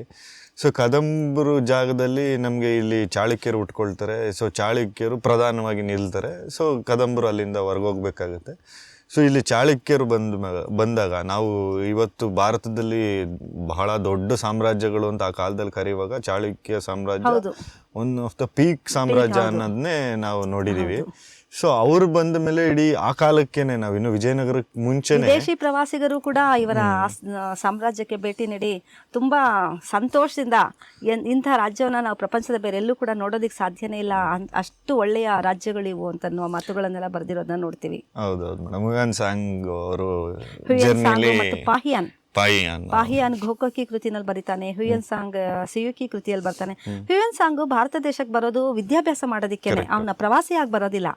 ವಿದ್ಯಾಭ್ಯಾಸ ಮಾಡಕ್ ಬಂದವನು ಈ ಭಾರತದ ಸಂಸ್ಕೃತಿಯನ್ನ ನೋಡ್ಬಿಟ್ಟು ಇಡೀ ಭಾರತವನ್ನ ನಾನು ಅರ್ಥ ಮಾಡ್ಕೊಳ್ಬೇಕು ಅನ್ನೋ ದೃಷ್ಟಿಯಿಂದ ಭಾರತದ ಪೂರ್ತಿ ಸಂಚಾರ ಮಾಡ್ತಾನೆ. ಹಾಗೆ ಸಂಚಾರ ಮಾಡ್ತಾನೆ. ಅವನು ಕರ್ನಾಟಕಕ್ಕೂ ಕೂಡ ಭೇಟಿ ನೀಡುವಂಥದ್ದು. ಅವನು ತುಂಬಾ ಖುಷಿಯಿಂದ ಕರ್ನಾಟಕದ ಎಲ್ಲ ವಿಷಯಗಳನ್ನ ಕೂಡ ತನ್ನ ಕೃತಿನಲ್ಲಿ ಬರೀತಾನೆ. ಇಂತಹ ಸಂಸ್ಕೃತಿ ಮತ್ತು ಜನರು ಬೇರೆ ಕಡೆನಲ್ಲಿ ನೋಡೋದಕ್ಕೆ ಸಾಧ್ಯ ಇಲ್ಲ ಅಂತ ಬರೀತಾನೆ. ಉನ್ನತವಾದಂಥ ಸಾಮ್ರಾಜ್ಯವನ್ನ ಕರ್ನಾಟಕದಲ್ಲಿ ನೋಡ್ಬೋದು, ಅತ್ಯಂತ ನಾಗರಿಕತೆ ಬೆಳೆದಿರುವಂತಹ ಒಂದು ಸಾಮ್ರಾಜ್ಯವನ್ನ ಇಲ್ಲಿ ನೋಡಬಹುದು ಅನ್ನುವ ಮಾತುಗಳನ್ನು ಬರೀತಾನೆ ಸರ್. ಅವರು ಏನು ಬುದ್ಧಿಸಮ್ ಕಲಿಯೋದಕ್ಕೆ ಅಂತಾನೆ ಬೌದ್ಧ ಧರ್ಮದ ಅಧ್ಯಯನಕ್ಕೋಸ್ಕರ ಬರ್ತಾರೆ. ಬೌದ್ಧ ಧರ್ಮದ ಅಧ್ಯಯನಕ್ಕೋಸ್ಕರ ಅವನು ಬಂದವನು ಕಂಚಿಗೂ ಕೂಡ ಬರ್ತಾನೆ. ಕಂಚಿಗೆ ಬಂದವನೇನೆ ಆಮೇಲೆ ಕರ್ನಾಟಕದ ಭಾಗಗಳಿಗೂ ಕೂಡ ಬರುವಂತದ್ದು. ಯಾಕೆ ಕಂಚಿಗೆ ಬರ್ತಾನೇನೆ, ನಾನು ಆಗ್ಲೇ ಹೇಳಿದಾಗೆ ಕಂಚಿ ಒಂದು ವಿದ್ಯಾಭ್ಯಾಸದ ಕೇಂದ್ರವಾಗಿತ್ತು ಸರಿ. ಅಲ್ಲಿ ವಿದ್ಯಾಭ್ಯಾಸವನ್ನ ಕೇವಲ ವೈದಿಕ ಹಿನ್ನೆಲೆಯಲ್ಲಿ ಕೊಡ್ತಾ ಇರಲಿಲ್ಲ. ಕಂಚಿಯನ್ನ ನಾಲ್ಕು ಭಾಗ ಮಾಡಿ ಕರೀತಾರೆ. ಅಂದ್ರೆ ಧಾರ್ಮಿಕ ಹಿನ್ನೆಲೆಯಲ್ಲಿ ಶೈವ ಕಂಚಿ, ವೈಷ್ಣವ ಕಂಚಿ, ಬೌದ್ಧ ಕಂಚಿ, ಸಮಣ ಕಂಚಿ. ಸಮಣ ಅಂದ್ರೆ ಜೈನರನ್ನ ಸಮಣರು ಅಂತ ಕರೀತಾ ಇದ್ದಿದ್ದು. ಹಾಗೆ 4 ಕಂಚಿನಲ್ಲೇನೆ ಆ ಧರ್ಮದವರು ಒಂದು ಕಡೆನಲ್ಲಿ ಇರ್ತಾ ಇದ್ರು, ಇನ್ನೊಂದು ಧರ್ಮದವ್ರು ಇನ್ನೊಂದು ಕಡೆ ಇರ್ತಾ ಇದ್ರು. ಇವಾಗ ಯಾವ ಊರ್ನಲ್ಲೂ ಹಾಗೆ ಬಡಿ ಈ ಧರ್ಮದವರೇ ಇದ್ದಾರೆ ಈ ಭಾಗದಲ್ಲಿ ಅಂತ ಹೇಳಕ್ ಸಾಧ್ಯ ಇಲ್ಲ ಸರ್. ಸ್ವಾತಂತ್ರ್ಯ ನಂತರ ಎಲ್ಲಾ ಜನಾಂಗಗಳು 4 ಪ್ರಾಂತ್ಯ ತರ ದೇವಾಲಯಗಳಿದೆ. ಕಂಚಿ ಕೈಲಾಸನಾಥ ದೇವಾಲಯ ಸಪರೇಟ್ ಬರುತ್ತೆ, ವರದರಾಜ ಪೆರುಮಾಳ ದೇವಸ್ಥಾನ ಸಪರೇಟ್ ಬರುತ್ತೆ. ಬೌದ್ಧದ ಇದು ನಮಗೆ ಉಲ್ಲೇಖಗಳು ಎಲ್ಲ ಕೃತಿಗಳಲ್ಲಿ ಸಿಗ್ಬೋದು ಅಷ್ಟೇನೆ, ಅವಶೇಷಗಳ ರೀತಿಯಲ್ಲಿ ಬೌದ್ಧದ್ದು ಸಿಗೋದಿಲ್ಲ. ಜೈನ ಕೂಡ ಈಗ ಅಲ್ಲಲ್ಲಿ ನಮಗೆ ಅಂದ್ರೆ ಜೈನ ಬಸದಿಗಳು, ಗುಹಾಂತರ ದೇವಾಲಯಗಳು, ಅಲ್ಲೆಲ್ಲ ಜೈನರ ಇದನ್ನ ನಾವು ನೋಡೋಕ್ ಸಾಧ್ಯ ಇದೆ. ಹಾಗಾಗಿ ಬೌದ್ಧ ವಿದ್ಯಾಭ್ಯಾಸವನ್ನ ಕೂಡ ಕಂಚಿಯಲ್ಲಿ ಹೇಳ್ಕೊಡ್ತಾ ಇದ್ರು. ಅದಕ್ಕೋಸ್ಕರ ಅವನು ಕಂಚಿಗೆ ಬರೋದು ಹುಯೆನ್ ಸಾಂಗ್. ಸೊ ಆ ಚಾಳುಕ್ಯರ ಕಾಲಘಟ್ಟನೇ ನಾವು ತುಂಬ ದೊಡ್ಡದಾಗಿ ನೋಡ್ತೀವಿ. ಇದ್ರ ಹಿಂದೆ ಇವರು ಏನು ಪಲ್ಲವರದಾಗಲಿ ಕದಂಬರದಾಗಲಿ ಅಥವಾ ಬೇರೆ ಬೇರೆ ಏನೇನು ಸಾಮ್ರಾಜ್ಯಗಳಿದ್ರೂ ಚಾಳುಕ್ಯರು ಒನ್ಸ್ ಬಂದ ತಕ್ಷಣವೇ ಇಡೀ ದಕ್ಷಿಣ ಭಾರತಕ್ಕೆ ಒಂದು ಪ್ರಧಾನವಾದ ಸಾಮ್ರಾಜ್ಯನೇ ಆಗಿರುತ್ತೆ. ಸೊ ಮತ್ತು ಅದೇ ಕಾಲಘಟ್ಟದಲ್ಲೇ ನಾವು ನೋಡೋದು ಇಡೀ ಉತ್ತರದಲ್ಲೂ ಕೂಡ ಯಾವ ದೊಡ್ಡ ಸಾಮ್ರಾಜ್ಯಗಳಿರಲ್ಲ, ಹರ್ಷ ಡೈನೆಸ್ಟಿ ಇರುತ್ತೆ. ಅದೇ ಪ್ರಧಾನವಾಗಿ ಅವ್ರು ಆಳ್ತಾ ಇರ್ತಾರೆ. ಹರ್ಷ ಡೈನಾಸ್ಟಿ ಕೂಡ ಹರ್ಷ ಡೈನಾಸ್ತಿನ ನಾವು ಹರ್ಷ ಡೈನಾಸ್ತಿ ಅಂತ ಕರಿತೀವಿ, ವರ್ಧನ ಡೈನಾಸ್ತಿ ಅಂತ. ವರ್ಧನ ಅನ್ನೋದು ನಾವು ಹೇಳ್ತಾ ಇರೋದು, ವಾಸ್ತವವಾಗಿ ವರ್ಧನ ಡೈನಾಸ್ತಿ ಹೆಸರು ಪುಷ್ಯಭೂತಿ ವಂಶ ಅಂತ. ಪುಷ್ಯಭೂತಿ ವಂಶದ ಒಬ್ಬ ರಾಜನೇ ಪ್ರಭಾಕರ ವರ್ಧನನ ಮಗನೇ ಹರ್ಷವರ್ಧನ ಬರುವಂತದ್ದು. ಆ ವರ್ಧನ ವಂಶದಲ್ಲೂ ಕೂಡ ತುಂಬಾ ರಾಜರೆಲ್ಲ ಏನಿಲ್ಲ ಸರ್, ಒಂದು ಇಡೀ ವಂಶನೇ 100 ವರ್ಷದಲ್ಲಿ ಮುಗ್ದೋಗ್ಬಿಡುತ್ತೆ. ಅದು ಒಂದು 6-7 ಜನ ರಾಜರಷ್ಟೇನೆ ಬರೋದು. ಬಟ್ ಹರ್ಷವರ್ಧನ ಇದ್ದಾನಲ್ಲ, ಅವನು ತುಂಬಾ ಮಹತ್ವಾಕಾಂಕ್ಷಿ ದೊರೆ. ಭಾರತದಾದ್ಯಂತ ಮೊದಲು ಹೆಂಗಿತ್ತೋ ಮೌರ್ಯರ ಕಾಲದಲ್ಲಿ, ಸಮುದ್ರಗುಪ್ತನ ಕಾಲದಲ್ಲಿ ಭಾರತವನ್ನ ಒಂದು ಏಕಚಕ್ರಾಧಿಪತ್ಯದ ಒಳಗಡೆ ತರುವಂತ ಪ್ರಯತ್ನಗಳಾಗಿತ್ತೋ ಅದನ್ನ ಮತ್ತೆ ತರಬೇಕು ಅಂತಂದ್ಬಿಟ್ಟು ಮಹತ್ವಾಕಾಂಕ್ಷೆಯ ದೃಷ್ಟಿಯಿಂದ ಹೋರಾಟ ಮಾಡಿದಂಥವನು ಹರ್ಷವರ್ಧನ. ಹರ್ಷವರ್ಧನನ ನಂತರ ನಮಗೆ ಅಥವಾ ಆ ಕಾಲದಲ್ಲಿ ಸ್ವಲ್ಪ ಮುಂಚಿನ ಕಾಲದಲ್ಲಿ ಅಷ್ಟೇ ಪ್ರಬಲವಾದಂಥ ಮತ್ತು ಪ್ರಖ್ಯಾತವಾದಂಥ ಒಬ್ಬ ರಾಜ ಅಂತಂದ್ರೆ ನಾವು ಬಾದಾಮಿ ಚಾಲುಕ್ಯರ ಪುಲಿಕೇಶಿಯನ್ನೇ ಹೇಳಬೇಕು, ಇಮ್ಮಡಿ ಪುಲಿಕೇಶಿಯನ್ನೇ ಹೇಳ್ಬೋದು. ಇಮ್ಮಡಿ ಪುಲಿಕೇಶಿ ಕೂಡ ಕರ್ನಾಟಕದ ಹೆಸರನ್ನ ಭಾರತದಾದ್ಯಂತ ಮಾತ್ರ ಅಲ್ಲ, ಭಾರತದ ಹೊರಗೂ ಕೂಡ ಪ್ರಚಾರ ಮಾಡಬೇಕು ಅನ್ನುವ ಉದ್ದೇಶವನ್ನ ಇಟ್ಕೊಂಡು ಮಾಡಿದಂಥ ತುಂಬಾ ಶಕ್ತಿಶಾಲಿಯಾದಂತಹ ಒಬ್ಬ ರಾಜ ಇಮ್ಮಡಿ ಪುಲಿಕೇಶಿ. ನಮ್ಮ ಕರ್ನಾಟಕದ ಇತಿಹಾಸವನ್ನು ಓದ್ತೀವಿ ಅಂತಂದ್ರೆ ಇಮ್ಮಡಿ ಪುಲಿಕೇಶಿಯನ್ನು ಹೊರತುಪಡಿಸಿ ನಾವು ಇತಿಹಾಸ ನೋಡೋದಕ್ಕೆ ಸಾಧ್ಯನೇ ಇಲ್ಲ, ಅಷ್ಟು ಕೆಲಸವನ್ನು ಮಾಡಿರೋ ರಾಜ. ಇವಾಗಲೂ ಸೆಂಟ್ರಲ್ ಗವರ್ನಮೆಂಟ್ ಅಲ್ಲಿ ಆ ನೌಕಾಪಡೆನ ಸ್ಥಾಪನೆ ಮಾಡದಂತ ಒಂದು ಶಿಲ್ಪನೂ ಕೂಡ ಇಟ್ಟಿದ್ದಾರೆ ನೇವಿಯಲ್ಲಿ ಅಂತ ಹೇಳೋದು. ನಮ್ಮಲ್ಲಿ ಈಗ ತುಂಬ ಹಿಂದಕ್ಕೆ ಹೋದ್ರೆ ಪುಲಿಕೇಶಿ ಕಾಲಕ್ಕೆ ನಮಗೆ ಕಡಲದು ಎಲ್ಲ ಸಿಕ್ಕೋಗುತ್ತೆ. ಹೊರಗಡೆ ಯುದ್ಧ ಮಾಡಿರೋದಾಗ್ಲಿ ಅಥವಾ ಇವ್ರದ್ದು ಒಂದು ಕಡಲ್ ತೀರದಲ್ಲಿ ಒಂದು ಇವ್ರದ್ದು ನೌಕಾಪಡೆ ಇತ್ತು ಅನ್ನೋದು. ನೀವು ನೌಕಾಪಡೆ ಅಂತ ಹೇಳಬೇಕಾದ್ರೆ ನಾನು ಹೇಳಬೇಕಾದಂತ ಇನ್ನೊಂದು ವಿಷಯ, ಕರ್ನಾಟಕದ ಅರಸರು ಇಮ್ಮಡಿ ಪುಲಿಕೇಶಿಯನ್ನು ಒಳಗೊಂಡಂತೆ ಬೇರೆ ರಾಜರು ತಮಿಳುನಾಡಿನ ಮೇಲೆ ಯುದ್ಧಕ್ಕೆ ಬರ್ತಾರಲ್ಲ, ಈ ಕಂಚಿ ಮಹಾಬಲಿಪುರಂ ಈ ಕಡೆಗಳೆಲ್ಲ ಯುದ್ಧಕ್ಕೆ ಬರೋದು. ಮಹಾಬಲಿಪುರಂ ಅಥವಾ ಕಂಚಿಯನ್ನು ವಶಪಡಿಸ್ಕೊಳ್ಬೇಕು ಅಂತ ಅನ್ನೋದ್ರ ಹಿನ್ನೆಲೆಯಲ್ಲಿದ್ದಂಥ ಇನ್ನೊಂದು ಉದ್ದೇಶ ಏನು ಅಂತಂದ್ರೆ ಅಲ್ಲಿ ಬಂದರು ಇತ್ತು. ನೌಕಾಪಡೆ ಇರ್ತಿತ್ತು. ಕರ್ನಾಟಕದಲ್ಲಿ ನಾವು ಕರಾವಳಿ ಪ್ರಾಂತ್ಯದಲ್ಲಿ ಮಂಗಳೂರು ಆ ಕಡೆಗಳಿಗೆ ಹೋದ್ರೆ ಮಾತ್ರನೇ ನಮಗೆ ಬಂದರು ಅಂತ ಅನ್ನೋದು ಸಿಗ್ತಾ ಇದ್ದಿದ್ದು. ಉಳಿದಂತೆ ವಿದೇಶಗಳ ಜೊತೆ ಸಂಪರ್ಕವನ್ನ ಸಾಧಿಸಬೇಕು ಅಥವಾ ವಿದೇಶದ ಜೊತೆ ವ್ಯಾಪಾರ ಸಂಪರ್ಕವನ್ನ ಇಟ್ಕೊಳ್ಬೇಕು, ಅಲ್ಲಿನ ರಾಜರ ಜೊತೆನಲ್ಲಿ ಕಾಂಟ್ಯಾಕ್ಟ್ ಎಲ್ಲ ಇಟ್ಕೊಳ್ಬೇಕು ಅಂತಂದ್ರೆ ಸಮುದ್ರ ಮಾರ್ಗ ತುಂಬಾ ಇಂಪಾರ್ಟೆಂಟ್ ಆಗಿತ್ತು. ಸಮುದ್ರ ಮಾರ್ಗವನ್ನ ತಮ್ಮ ವಶಪಡಿಸ್ಕೊಳ್ಬೇಕು ಅನ್ನುವಂತ ಒಂದು ಉದ್ದೇಶನೂ ಇದ್ದದ್ರಿಂದ ಇವರು ಕಂಚಿ, ಮಹಾಬಲಿಪುರಂ ಈ ಕಡೆ ಬಂದರು ಪ್ರದೇಶಗಳಿಗೆ ಬರುವಂತಹ ಒಂದು ಪ್ರಯತ್ನವನ್ನ ಕೂಡ ಕರ್ನಾಟಕದ ಅರಸರು ಮಾಡ್ತಾರೆ. ಹಂಗಾಗಿನೇ ಪುಲಿಕೇಶಿ ಎಲ್ಲ ಆ ಕಡೆ ಬರುವ ಒಂದು ಪ್ರಯತ್ನವನ್ನ ಮಾಡೋದು ಸರ್. ಬರೀ ರಾಜ್ಯ ವಿಸ್ತಾರ ಮಾತ್ರ ಅಲ್ಲಿ ಮುಖ್ಯ ಉದ್ದೇಶ ಆಗಿರೋದಿಲ್ಲ. ಸಾಮ್ರಾಜ್ಯವನ್ನ ದೊಡ್ಡ ಮಾಡಬೇಕು ಅಂತಲ್ಲ, ವ್ಯಾಪಾರೀಕರಣ ಮಾಡಬೇಕು, ಬೇರೆ ರಾಜರ ಜೊತೆನಲ್ಲಿ ಸಂಪರ್ಕವನ್ನ ಸಾಧಿಸಬಹುದು ಅಂತ ಒಂದು ಉದ್ದೇಶ ಕೂಡ ಅಲ್ಲಿರುತ್ತೆ. ಕರೆಕ್ಟ್. ಮತ್ತು ಅದೇ ನಮ್ಗೆ ಇನ್ನೊಂದು ಅನ್ನಿಸ್ದಾಗೆ ನಾವು ವೆಸ್ಟರ್ನ್ ಘಾಟ್ಸ್ ನಾವೇನು ಪೂರ್ವ ಘಟ್ಟಗಳಲ್ಲಿ ನಾವೇನು ಕರ್ನಾಟಕನ ನೋಡ್ಕೊಳ್ತೀವಿ, ಪಶ್ಚಿಮ ಘಟ್ಟಗಳು ಅಂತ ನಾವೇನು ಕರಿತೀವಿ, ಸೊ ಅವ್ರಿಗಿರೋದು ಪೂರ್ವ ಘಟ್ಟಗಳೇನು ಘಟ್ಟನೇನು ಅಷ್ಟು ಡಿವೈಡ್ ಮಾಡೋದಿಲ್ಲ ನಮ್ಮ ಪಶ್ಚಿಮ ಘಟ್ಟಗಳು ಡಿವೈಡ್ ಮಾಡ್ದಂಗೆ. ಯಾಕಂದ್ರೆ ನಮ್ಮ ಬೆಟ್ಟದಿಂದ ಆ ಕಡೆಗೆ ಹೋದ್ರೆ ನಾವು ಕರಾವಳಿ ತೀರ ಟೋಟಲಿ ಬೇರೆ, ಬೆಟ್ಟದಿಂದ ಕೆಳಗಡೆ ಇಳಿದ್ರೆ ಇದೇ ಬೇರೆ, ಆ ಬೆಟ್ಟ ಕಾಡು ಮಧ್ಯೆ ಇರುವಂತಹ ಒಂದು ಕಲ್ಚರೇ ಬೇರೆ ನಮ್ಮಲ್ಲಿ. ಸೊ ಈ ದಾಟಿ ಈ ಕಡೆ ಬರೋದು ಡಿಫ್ರೆನ್ಸ್ ಇದೆ. ಬಟ್ ಅವರಿಗೆ ಯುದ್ಧಕ್ಕೆ ಅಲ್ಲಿ ಹೋಗೋದು ಕೂಡ ನಾವು ಕರ್ನಾಟಕದ ಈ ಕರಾವಳಿ ಪ್ರಾಂತ್ಯಕ್ಕೆ ಯುದ್ಧಕ್ಕೆ ಸೈನ್ಯವನ್ನು ತೆಗೆದುಕೊಂಡು ಹೋಗೋದಕ್ಕಿಂತ ತಮಿಳುನಾಡಿನ ಈ ಮಾರ್ಗದ ಮೂಲಕ ಹೋಗ್ಬಿಟ್ಟು ಅದನ್ನು ವಶಪಡಿಸ್ಕೊಳ್ಳೋದು ಸ್ವಲ್ಪ ಸುಲಭ ಕೂಡ ಆಗಿರ್ತಾ ಇತ್ತು ಅವ್ರಿಗೆ. ಹಾಗಾಗಿ ಆ ಮಾರ್ಗವನ್ನ ಆಯ್ಕೆ ಮಾಡ್ಕೊಳ್ತಾ ಇದ್ರು. ಒಂದು ಮಾರ್ಗ. ಎರಡನೇದು, ಪಲ್ಲವರು ಚೋಳರು ನಮ್ಮ ಮೇಲೆ ಯಾವಾಗ್ಲೂ ಏನಾದ್ರೂ ಕಾಲ್ಕೆ ಎದ್ರುಕೊಂಡು ಯುದ್ಧಕ್ಕೆ ಬರ್ತಾ ಇದ್ದದ್ದೈತಲ್ಲ, ಅವರನ್ನ ಹತ್ತಿಕ್ಬೇಕು, ಬಗ್ಗು ಬಡಿಬೇಕು, ಅವ್ರ ಸಾಮ್ರಾಜ್ಯವನ್ನ ನಮ್ಮ ಕೈಗೆ ತೆಗೆದುಕೊಳ್ಬೇಕು ಅನ್ನೋ ಉದ್ದೇಶನೂ ಅದರ ಹಿನ್ನೆಲೆಯಲ್ಲಿ ಇತ್ತು. ಕರೆಕ್ಟ್. ನಮ್ಗೆ ಹಂಗೆ ನಾರ್ತ್ ಇಂದನೂ ಕೂಡ ಯಾವ್ದು ಬೇರೆಯವರು ಬಂದು ಅಟ್ಯಾಕ್ ಮಾಡಿದ್ದಾರೆ, ಯುದ್ಧ ನಡೆದಿದ್ದಾವೆ ಕರ್ನಾಟಕದ ಮೇಲೆ ಅನ್ನೋದು ತುಂಬಾ ಕಡಿಮೆನೆ ನಾವು ನೋಡಿರೋದು. ಇಲ್ಲ ಸರ್, ಹಂಗೆ ಹೇಳಕ್ ಆಗೋದಿಲ್ಲ ಸರ್. ನಾನು ಹೇಳಿದ್ನಲ್ಲ, ಸಮುದ್ರಗುಪ್ತನ ಕಾಲದಲ್ಲೂ ಕೂಡ ಬೇಕಾದಷ್ಟು ಯುದ್ಧಗಳು ನಡೆದಿದೆ. ಮುಸ್ಲಿಮರ ಕಾಲದಲ್ಲಿ ಎಷ್ಟು ಆಗಿಲ್ಲ ಹೇಳಿ ಸರ್. ದಕ್ಷಿಣ ಭಾರತದ ಎಲ್ಲ ಪ್ರಸಿದ್ಧ ರಾಜಮನೆತನಗಳನ್ನ ಕೂಡ ತಮಿಳುನಾಡಿನ ಚೋಳರು, ಪಲ್ಲವರನ್ನ ಹಿಡ್ಕೊಂಡು ಕರ್ನಾಟಕದ ಚಾಲುಕ್ಯರು, ಹೊಯ್ಸಳರು ಎಲ್ಲರನ್ನ ಕೂಡ ಒಳಗೊಂಡಂತೆ ಇಡೀ ದಕ್ಷಿಣ ಭಾರತದ ಎಲ್ಲ ಸಾಮ್ರಾಜ್ಯಗಳನ್ನ ಕೂಡ ಆರ್ಥಿಕವಾಗಿ ಕುಗ್ಗೋಗಂಗೆ ಮಾಡುವಂತ ಒಂದು ಪ್ರಯತ್ನಗಳು ಮುಸ್ಲಿಮರ ಕಾಲದಲ್ಲಿ ನಡೆಯುತ್ತಲ್ಲ. ಮುಸ್ಲಿಮರ ದಾಳಿನಲ್ಲಿ ಅವ್ರಿಲ್ಲಿ ನಮ್ಗೆ ಆಳ್ವಿಕೆ ಮಾಡಬೇಕು ಅಥವಾ ಇಲ್ಲೇ ಇರಬೇಕು ಅನ್ನೋ ಉದ್ದೇಶಕ್ಕಿಂತ ಇಲ್ಲಿನ ಸಂಪತ್ತಿನ ಮೇಲೆ ಅವ್ರಿಗೆ ದೊಡ್ಡ ಕಣ್ಣಿತ್ತು. ನನಗೆ ಒಂದು ಸಂದೇಹ ಏನು ಅಂತಂದ್ರೆ, ಇಲ್ಲಿದ್ದಂತ ಅಷ್ಟು ಅಪಾರವಾದ ಸಂಪತ್ತನ್ನೆಲ್ಲ ತೆಗೆದುಕೊಂಡು ಹೋದ್ರಲ್ಲ ಉತ್ತರಕ್ಕೆ, ಹೋಗಿ ಉತ್ತರದಲ್ಲಿ ಮಾತ್ರ ಏನ್ ಡೆವಲಪ್ಮೆಂಟ್ ಆಗೋಗ್ಬಿಟ್ಟಿದೆ, ಆ ಸಂಪತ್ತನ್ನೆಲ್ಲ ಇಟ್ಕೊಂಡು ಏನಾಯ್ತು? ಉತ್ತರದಲ್ಲಿ ತಗೊಂಡೋಗಿ ಇಟ್ಕೊಂಡಿದ್ರು ಅಷ್ಟೇ ಮೇಡಮ್, ಆಮೇಲೆ ಅಲ್ಲಿಂದ ತಗೊಂಡು ಹೊರಟೋಗಿರ್ತಾರೆ.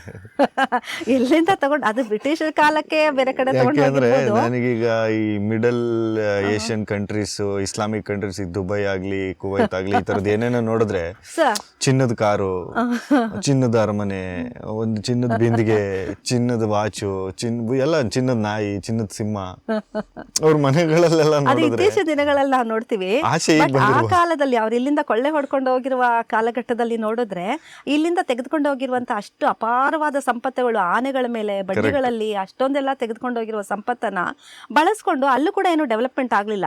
ಇವತ್ತು ಕೂಡ ನಾವು ಉತ್ತರ ಭಾರತದ ಕಡೆಗಳಿಗೆ ಹೋದ್ರೆ, ಬಿಹಾರ ಆ ಕಡೆ, ಒರಿಸ್ಸಾ ಈ ಕಡೆ ರಾಜ್ಯಗಳಿಗೆಲ್ಲ ನಾವು ಹೋಗಿ ನೋಡಿದ್ವಿ ಅಂತಂದ್ರೆ ತುಂಬಾ ಹಿಂದುಳಿದಂತಹ ಒಂದು ಪ್ರದೇಶನೇ ಕಣ್ಣಿಗೆ ಕಾಣಿಸುತ್ತೆ. ಹಾಗೆ ನೋಡಿದ್ರೆ ಉತ್ತರ ಭಾರತಕ್ಕಿಂತ ದಕ್ಷಿಣ ಭಾರತ ಆ ಕಾಲದಲ್ಲಿ ಎಷ್ಟು ಸಂಪದ್ಭರಿತವಾದಂತಹ ಒಂದು ಅದಕ್ಕೆ ಇಲ್ಲಿನ ಫಲವಂತಿಕೆನೂ ಒಂದು ಕಾರಣ ಆಗಿರ್ಬೋದು. ನಾನು ಫಲವಂತಿಕೆಯನ್ನು ಯೋಚನೆ ಮಾಡ್ತಾ ಇಲ್ಲ, ಕೊಳ್ಳ ಹೊಡ್ಕೊಂಡು ಹೋಗಿರುವಂತ ಸಂಪತ್ತನ್ನಾದ್ರೂ ಇಟ್ಕೊಂಡು ಅಲ್ಲಿನ ರಾಜ್ಯಗಳು ಉದ್ಧಾರ ಆಗ್ಬೋದಿತ್ತು, ಬೆಳವಣಿಗೆ ಆಗ್ಬೋದಿತ್ತು. ಅದೇನಾಯ್ತು ಅನ್ನೋದು ಗೊತ್ತಿಲ್ಲ. ನೀವು ಹೇಳ್ದಂಗೆ ಒಂದ್ ಮಟ್ಟಿಗೆ ವಿದೇಶಗಳಿಗೆ ಹೋಗಿರ್ಬೋದು, ಸರಿಯಾದ ರೀತಿನಲ್ಲಿ ಅವ್ರು ಬಳಸ್ಕೊಳ್ಳಿಲ್ಲ. ಅದನ್ನು ಕೂಡ ಈ ತರ ಸಂಪತ್ತುಗಳು ಯಾರಿಗೂ ಯಾವ ಕಾಲದಲ್ಲೂ ಒಳ್ಳೆ ರೀತಿ ಉಪಯೋಗಕ್ಕೆ ಬರೋದೇ ಇಲ್ವಾ ಮೇಡಮ್? ಹೌದು, ಹಂಗೆ ಎಲ್ಲೋ ಊತೋಗಿರುತ್ತೆ. ಈಗ ಅಲೆಕ್ಸಾಂಡರ್ ಬಂದ, ಎಲ್ಲ ದಾಳಿ ಮಾಡ್ದ, ವಾಪಸ್ ಹೋಗ್ತಾ ದಾರಿ ಮಧ್ಯ ಯಾರ ಜೊತೆ ಯುದ್ಧ ಮಾಡ್ಕೊಂಡು ಹೋಗಿದ್ದ ಆ ಜನಗಳೇ ಸಾಯಿಸಿದ್ರು ಅವನ್ನ ಅಂದಾಗ, ಎಷ್ಟು ದುಡ್ಡು ಇದ್ರೇನೆಲ್ಲ ಹಂಚ್ಕೊಂಡು ಎಲ್ಲೆಲ್ಲಿ ಹೋಗಿ ಏನೇನಾಗುತ್ತೆ ಅನ್ನೋದು ಐಡಿಯಾ ಇರಲ್ಲ. ಬಿಕಾಸ್ ಅದೇನು ಪ್ರಾಮಾಣಿಕವಾಗೋ ಅಥವಾ ಇನ್ನೊಂದೇನೋ ಗೆದ್ಕೊಂಡು ತಗೊಂಡ್ಬರೋದಲ್ವಲ್ಲ, ಅವು ಕತ್ಕೊಂಡು ಹೋಗೋದಲ್ವ. ಯುದ್ಧ ಅಂತಂದ್ರೇನೆ ಅದು ಕತ್ಕೊಂಡು ಹೋಗೋದೇ ಸರ್. ಅಂದ್ರೆ ಸೂರೆ ಹೊಡೆಯೋದು, ಕೊಳ್ಳೆ ಹೊಡೆಯೋದು ಅಂತ ಹೇಳ್ತಾ ಇದ್ರಲ್ಲ.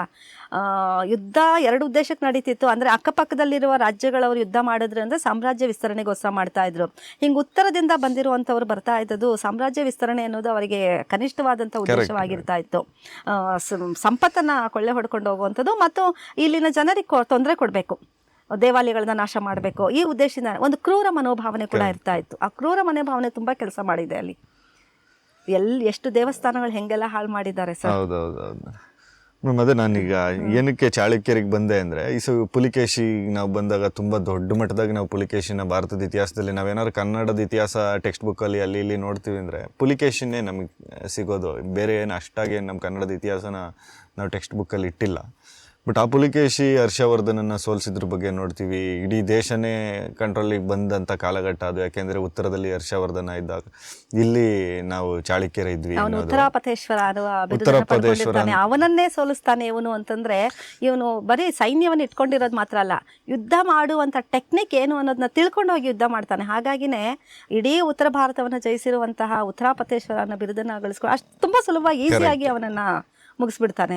ಅವಾಗ ಆಕ್ಚುಲಿ ಅದಕ್ಕೊಂದು ವಾದನೆ ಇದೆ. ಇವಾಗ ನಾವು ಪುಲಿಕೇಶಿನ ದಕ್ಷಿಣ ಪತೇಶ್ವರ ಅಂತೀವಲ್ಲ, ಅವನು ಹೋಗಿ ಒಬ್ಬ ಉತ್ತರ ಪತೇಶ್ವರನ ಸೋಲ್ಸಿದ್ಮೇಲೆ ದಕ್ಷಿಣ ಪತೇಶ್ವರ ಹೆಂಗಾಗ್ತಾರೆ, ಭಾರತಕ್ಕೆ ಗೆದ್ದಂಗ ಆಗುತ್ತೆ. ಅದು ಅವ್ರುಗಳು ನಮ್ಮನ್ನ ಕರೆಯಕ್ಕೆ ನೀನ್ ದಕ್ಷಿಣ ಪತೇಶ್ವರ ಆಗು ಅನ್ನೋ ತರ ಹೇಳ್ದಂಗ ಆಗೋಗ್ಬಿಡುತ್ತೆ. ಸೊ ಇಡೀ ದೇಶನೇ ಗೆದ್ದ ಲೆಕ್ಕನೇ ಅಲ್ವಾ ಅವತ್ತಿನ ಕಾಲಕ್ಕೆ ಅಂತ ಪುಲಿಕೇಶಿ ಮೇಲೆ ನಾವು ಮಾತಾಡ್ತೀವಿ. ಸೊ ಅದೇ ಪುಲಿಕೇಶಿಯ ಕಾಲನೇ ನಮ್ಮ ರಾಜ್ಯ ವಿಸ್ತಾರ. ಇವತ್ತು ನಾವೇನು ಚಾಳುಕ್ಯರ ಕಾಲದ ಈಗ ಐಹೊಳೆಯಿಂದ ವಿಚಾರಗಳಿರ್ಬೋದು, ಐಹೊಳೆ ಅದರಲ್ಲಿರುವಂಥ ಅಮೇಝಿಂಗ್ ವಿಚಾರಗಳಿದೆ, ಐಹೊಳೆ ಶಾಸನಗಳೆಲ್ಲ, ಅದನ್ನೆಲ್ಲ ನಾವು ಹಿಂದೆ ಸಂಚಿಕೆಗಳಲ್ಲಿ ಐಹೊಳೆ ಹೇಳಬೇಕಾದ್ರೆ ನನಗೆ ಇನ್ನೂ ಒಂದು ವಿಷಯ ನೆನಪಾಗ್ತಾ ಇದೆ, ಹೇಳ್ಬಿಡ್ತೀನಿ ಈಗೇನೆ. ಪಲ್ಲವರು ಆ ಕಡೆ ಯುದ್ಧ ಮಾಡಿ ಗೆಲ್ತಾರಲ್ಲ, ಗೆದ್ದಾಗ ಗಣಪತಿಯ ವಿಗ್ರಹವನ್ನ ತೆಗೆದುಕೊಂಡು ಹೋಗ್ತಾರೆ ಸರ್. ಅಲ್ಲಿವರೆಗೂ ತಮಿಳ್ನಾಡಲ್ಲಿ ಗಣಪತಿಯ ಪೂಜೆ ತುಂಬಾ ಪ್ರಸಿದ್ಧವಾಗಿರೋದಿಲ್ಲ. ಏನಿದ್ರು ತಮಿಳ್ನಾಡು ಮುರುಗನನ್ನ ಅಥವಾ ಸುಬ್ರಹ್ಮಣ್ಯ ಸ್ವಾಮಿಯ ಆರಾಧಕರು ಅವರು ಹೆಚ್ಚಾಗಿ, ಮತ್ತು ಶಿವನನ್ನು ಕೂಡ ಆರಾಧಿಸುವರು, ವೈಷ್ಣವ ಶೈವ ಈ ತರ ಬಂದ. ಆದ್ರೆ ಗಣಪತಿಯ ಆರಾಧನೆ ತಮಿಳ್ನಾಡಲ್ಲಿ ಹೆಚ್ಚು ಬಂದಿದ್ದೇನೆ ವಾತಾಪಿಯಿಂದ ಗಣೇಶನ ತೆಗೆದುಕೊಂಡು ಹೋದ್ಮೇಲೆ. ತಮಿಳ್ನಾಡಲ್ಲಿ ಒಂದು ಪ್ರಸಿದ್ಧವಾದ ಹಾಡು ಇವತ್ತು ಕೂಡ ಸಂಗೀತ ಹಾಡ್ಬೇಕಾದ್ರೆ ಆ ಹಾಡನ್ನು ಹಾಡ್ತಾರೆ, ವಾತಾಪಿ ಗಣಪತಿ ಭಜೇಹಂ. ನೀವು ಕೂಡ ಕೇಳಿರ್ಬೋದು. ಆ ಹಾಡು ರಚನೆ ಆಗಿರೋದೇನೆ ವಾತಾಪಿಯಿಂದ ತೆಗೆದುಕೊಂಡು ಹೋಗಿರುವ ಗಣೇಶನ, ವಾತಾಪಿ ಅಂದ್ರೆ ಬಾದಾಮಿ, ವಾತಾಪಿಯಿಂದ ತೆಗೆದುಕೊಂಡು ಹೋಗಿರುವ ಗಣೇಶನಲ್ಲಿ ಇಡ್ತಾರೆ. ಅದರ ನಂತರ ತಮಿಳ್ನಾಡಿನಲ್ಲಿ ಗಣೇಶನ ಪೂಜೆಯ ಒಂದು ಪರಿಪಾಠ ಹೆಚ್ಚು ಬೆಳೆಯೋದಿಕ್ಕೆ ಮುಂದುವರಿತಾ ಬರೋದನ್ನ ನೋಡ್ಬೋದು. ಅಂದ್ರೆ ತಮಿಳ್ನಾಡವರಿಗೆ ಗಣೇಶನನ್ನ ಪೂಜೆ ಮಾಡುವಂತಹ ಅಲ್ಪ ಸ್ವಲ್ಪ ಇದ್ದಿರ್ಬೋದು, ವ್ಯಾಪಕ ಪ್ರಮಾಣದಲ್ಲಿ. ಯಾಕೆಂದ್ರೆ ಬಾದಾಮಿನಲ್ಲಿ ಹೋಗಿ ನೋಡಿ, ಇವಾಗಲೂ ಕೂಡ ಬಾದಾಮಿ ಅವಶೇಷಗಳಲ್ಲಿ ಅಳಿದುಳಿದ ದೇವಾಲಯಗಳಲ್ಲಿ ಹೆಚ್ಚಿನ ಪ್ರಮಾಣದಲ್ಲಿ ನಮಗೆ ಗಣೇಶ ಮೂರ್ತಿಗಳು ಸಿಕ್ ಬರುತ್ತೆ. ಗಣೇಶನ ನೋಡಿ, ಅಷ್ಟು ಸುಂದರವಾಗಿರುವಂತ ಗಣೇಶನ ನೋಡಿ ಬಿಟ್ಟೋಗೋದಿಕ್ಕೆ ಪಲ್ಲವರಿಗೆ ಸಾಧ್ಯ ಆಗೋದಿಲ್ಲ. ಹಾಗಾಗಿ ಬಾದಾಮಿಯಿಂದ ಗಣೇಶನ ಮೂರ್ತಿಯನ್ನ ತೆಗೆದುಕೊಂಡೋಗಿ ಅಲ್ಲಿನೇ ಇಟ್ಟು ಅಲ್ಲಿ ಪೂಜೆ ಮಾಡ್ತಾರೆ, ಅಲ್ಲಿ ದೇವಾಲಯವನ್ನ ಕಟ್ತಾರೆ. ಆ ಗಣೇಶನಿಗೆ ಹೆಸರೇ ವಾತಾಪಿ ಗಣೇಶ, ವಾತಾಪಿ ಗಣೇಶ ಅಂತಾನೆ ಇಡ್ತಾರೆ. ಆ ಗಣೇಶನ ಮೇಲೆ ಬರೆದಿರುವ ಹಾಡೇನೆ ವಾತಾಪಿ ಗಣೇಶಂ ಭಜೇಹಂ. ಚಾಳುಕ್ಯರನ್ನೇ ಸೋಲಿಸಿ ಪಲ್ಲವರು ಒಂದು 12 ವರ್ಷಗಳ ಕಾಲ ಬಾದಾಮಿಯಲ್ಲಿ ಆಕ್ರಮಣ ಮಾಡ್ಕೊಂಡಿರ್ತಾರೆ ಅನ್ನುವಂತ ಒಂದು ಕಥೆನ ನಾವು ಕೇಳ್ತೀವಿ. ಆ ಟೈಮ್ ಹೇಳ್ತಾ ಇದ್ರಿ ಇಮ್ಮಡಿ ಪುಲಿಕೇಶಿ ಉತ್ತರ ಭಾರತಕ್ಕೆಲ್ಲ ದಿಗ್ವಿಜಯಕ್ಕೆ ಹೋಗ್ತಾನೆ ಸರ್. ಉತ್ತರ ಭಾರತದ ಕಳಿಂಗದವರೆಗೂ ಕೂಡ ಹೋಗ್ತಾನೆ ಅವನು. ಆ ದಿಗ್ವಿಜಯನೆಲ್ಲ ಮುಗಿಸ್ಕೊಂಡು ರಿಟರ್ನ್ ಬಂದಮೇಲೆ ಮತ್ತೆ ದಕ್ಷಿಣ ಭಾರತದ ಕೆಲವು ಪ್ರಾಂತ್ಯಗಳನ್ನು ಕೂಡ ಅವನಿಗೆ ಯುದ್ಧ ದಾಹ ಜಾಸ್ತಿ ಆಗಿರುತ್ತಲ್ಲ, ಅಂದ್ರೆ ತನ್ನ ಸಾಮ್ರಾಜ್ಯವನ್ನ ಇನ್ನಷ್ಟು ಹೆಚ್ಚಿಸ್ಕೊಳ್ಬೇಕು ಅನ್ನುವಂಥ ಆಸೆ ಜಾಸ್ತಿ ಆಗಿರುತ್ತಲ್ಲ, ಆವಾಗ ಪಲ್ಲವರ ಕಂಚಿಯ ಮೇಲೂ ಕೂಡ ಅವನೇ ಯುದ್ಧ ಮಾಡ್ತಾನೆ. ಆ ಸಂದರ್ಭದಲ್ಲಿ ಕಂಚಿಯನ್ನ ಆಳ್ವಿಕೆ ಮಾಡ್ತಾ ಇದ್ದದ್ದು 1ನೇ ಮಹೇಂದ್ರ ವರ್ಮ, ಪಲ್ಲವರ 1ನೇ ಮಹೇಂದ್ರ ವರ್ಮ. 1ನೇ ಮಹೇಂದ್ರ ವರ್ಮ ಮತ್ತು ಇಮ್ಮಡಿ ಪುಲಿಕೇಶಿಯ ನಡುವೆ ನಡೆದ ಯುದ್ಧದಲ್ಲಿ 1ನೇ ಮಹೇಂದ್ರ ವರ್ಮ ಸೋತೋಗ್ತಾನೆ. ಕಂಚಿಯನ್ನ ಇಮ್ಮಡಿ ಪುಲಿಕೇಶಿ ವಶಪಡಿಸ್ಕೊಳ್ತಾನೆ. ಅದು 1ನೇ ಮಹೇಂದ್ರ ವರ್ಮನ ಮಗ 1ನೇ ನರಸಿಂಹವರ್ಮ ಸಮಯ ಕಾದು ಮತ್ತೆ ಇಮ್ಮಡಿ ಪುಲಿಕೇಶಿಯ ಮೇಲೆ ಯುದ್ಧ ಮಾಡಿ ಇಡೀ ಬಾದಾಮಿಯನ್ನ ಅವನು ವಶಪಡಿಸ್ಕೊಳ್ತಾನೆ, 1ನೇ ನರಸಿಂಹವರ್ಮ. ಆವಾಗ ಇಮ್ಮಡಿ ಪುಲಿಕೇಶಿ ರಿವೆಂಜ್ ಆಗಿ ಬಾದಾಮಿ ಪಲ್ಲವರ ಕೈವಶಕ್ಕೆ ಹೊಟ್ಟೋಗ್ಬಿಡುತ್ತೆ. ಹಾಗೆ ಬಾದಾಮಿಯನ್ನ ತನ್ನ ವಶಪಡಿಸಿಕೊಂಡ ಕಾರಣದಿಂದಾನೇ 1ನೇ ನರಸಿಂಹವರ್ಮ ವಾತಾಪಿ ಕೊಂಡನ್ ಅನ್ನುವಂಥ ಒಂದು ಬಿರುದನ್ನು ಕೂಡ ಗಳಿಸ್ತಾನೆ. ಆ ಕಾಲದಲ್ಲಿ ಯಾರು ಯಾವ ಊರನ್ನ ರಾಜ್ಯವನ್ನು ವಶಪಡಿಸ್ಕೊಂಡ್ರು ಆ ಊರಿನ ತನಗೆ ಸೇರಿದ್ದು ಅನ್ನೋ ಹೆಸರಲ್ಲಿ ಇಂಥ ಬಿರುದುಗಳನ್ನ ಇಟ್ಕೊಳ್ತಾ ಇದ್ದದ್ದು ಸಹಜವಾಗಿತ್ತು. ಹಾಗಾಗಿ ವಾತಾಪಿ ಕೊಂಡ ಅನ್ನುವಂತಹ ಒಂದು ಬಿರುದು 1ನೇ ನರಸಿಂಹವರ್ಮನಿಗೆ ಬರುತ್ತೆ. ಅಲ್ಲಿಂದ ಸುಮಾರು 12-13 ವರ್ಷಗಳ ಕಾಲ ಇಡೀ ಬಾದಾಮಿ ಪಲ್ಲವರ ಅಧೀನವಾಗಿರುತ್ತೆ. ಪಲ್ಲವರು ನೇರವಾಗಿ ತಾವು ಆಳ್ವಿಕೆಯನ್ನ ಮಾಡೋದಕ್ಕೆ ಬದಲಾಗಿ ತಮ್ಮ ಕೆಲವು ಅಧಿಕಾರಿಗಳನ್ನ ಅಲ್ಲಿ ಇಟ್ಕೊಂಡು ಆಳ್ವಿಕೆಯನ್ನ ಮಾಡ್ತಾ ಇರ್ತಾರೆ. ಈ ಸಂದರ್ಭದಲ್ಲಿ ನಾವು ಬಾದಾಮಿ ಗುಹಾಂತರ ದೇವಾಲಯಗಳನ್ನೆಲ್ಲ ನೋಡ್ತೀವಿ ನೋಡಿ. ಆ ಗುಹಾಂತರ ಬಾದಾಮಿ ಆಗ್ಬೋದು, ಐಹೊಳೆ ಪಟ್ಟದಕಲ್ಲಲ್ಲಿರುವಂತಹ ಗುಹಾಂತರ ದೇವಾಲಯಗಳಾಗ್ಬೋದು, ಅಥವಾ ಈ ಪಲ್ಲವರಿದ್ದಂತಹ ಮಹಾಬಲಿಪುರಂನಲ್ಲಿ ಕೆತ್ತಿಸಿರುವಂತಹ ಗುಹಾಂತರ ದೇವಾಲಯಗಳಿದೆ ನೋಡಿ. ಈ ಗುಹಾಂತರ ದೇವಾಲಯಗಳು ಈ ಪೀರಿಯಡ್ ಅಲ್ಲೇ ಆಗಿರುವಂಥದ್ದು. ಎಲ್ಲೋರ ಕೇವಲ್ಲೂ ನಾವು ಒಂದಷ್ಟು ಹೇಳ್ತೀವಲ್ಲ. ಹೌದು, ಎಲ್ಲೋರ ಕೇವ್ ತುಂಬಾ ಇದೆ ಸರ್. ಎಲ್ಲೋರನಲ್ಲಿ ಸುಮಾರು ಒಂದು 28-29 ಕೇವ್ಗಳಿದೆ. ಆ ಎಲ್ಲಾ ಕೇವ್ಗಳು ಒಂದೇ ಕಾಲಘಟ್ಟದಲ್ಲಿ ಕೆತ್ತಿರುವಂತಹ ಇವ್ರ ಕಾಲದ್ದೇ ಒಂದು 3 ಚಾಲುಕ್ಯರ ಕಾಲದ ಒಂದು 3 ಚಾಲುಕ್ಯರ ಕಾಲದ ಕೇವನ್ನ ಕೂಡ ನೋಡ್ತೀವಿ. ಬಹುಶಃ ಈ ಗುಹಾಂತರ ದೇವಾಲಯಗಳು ಮಾಡುವಂತಹ ಪದ್ಧತಿ ಬಂದದ್ದು ಚಾಲುಕ್ಯರು ಮತ್ತು ಪಲ್ಲವರು ಸಮಕಾಲೀನರಾಗಿದ್ದಂತಹ ಟೈಮ್ನಲ್ಲೇನೆ. ಪಲ್ಲವರು ಅಲ್ಲಿ ಮಾಡ್ಕೊಳ್ತಾರೆ, ಚಾಲುಕ್ಯರು ಇವಾಗಲೂ ನಾವು ಅದನ್ನ ಚಾಲುಕ್ಯ ಸ್ಟೈಲ್ ಅಂತಾನೆ ಕರೀತೀವಿ. ಚಾಲುಕ್ಯ ಸ್ಟೈಲ್ ಅಂತಾನೆ, ಚಾಲುಕ್ಯರ ಗುಹಾಂತರ ದೇವಾಲಯಗಳೇನೆ ಚಾಲುಕ್ಯ ಫೇಮಸ್ ಕರ್ನಾಟಕದೊಳಗಡೆ. ಅಂದ್ರೆ at A time same period ನಲ್ಲಿ ಗುಹಾಂತರ ದೇವಾಲಯಗಳನ್ನು ನಿರ್ಮಾಣ ಮಾಡುವ ಪದ್ಧತಿ ಕರ್ನಾಟಕದಲ್ಲಿ ಜಾಸ್ತಿ ಆಗಿದ್ದವಾಗ್ಲೇನೆ. ಅದಕ್ಕಿಂತ ಹಿಂದೆ ಗುಹಾಂತರ ದೇವಾಲಯಗಳು ಇರ್ಲಿಲ್ಲ ಅಂತಲ್ಲ, ಕಲಾತ್ಮಕವಾಗಿ ಅಲ್ಲೂ ಕೂಡ ಶಿಲ್ಪಗಳನ್ನ ಬಿಡಿಸ್ಕೊಂಡು ಚೆನ್ನಾಗಿ ಗುಹಾಂತರವನ್ನ ತುಂಬಾ ಸುಂದರವಾಗಿ ಮಾಡುವಂತ ಪದ್ಧತಿ ಬಂದಿದ್ದು ಈ 7-8ನೇ ಶತಮಾನದ ಕಾಲಘಟ್ಟಕ್ಕಾಗ್ಲೇನೆ ಅಂತ ಅನ್ನೋದನ್ನ ಹೇಳ್ಬೋದು.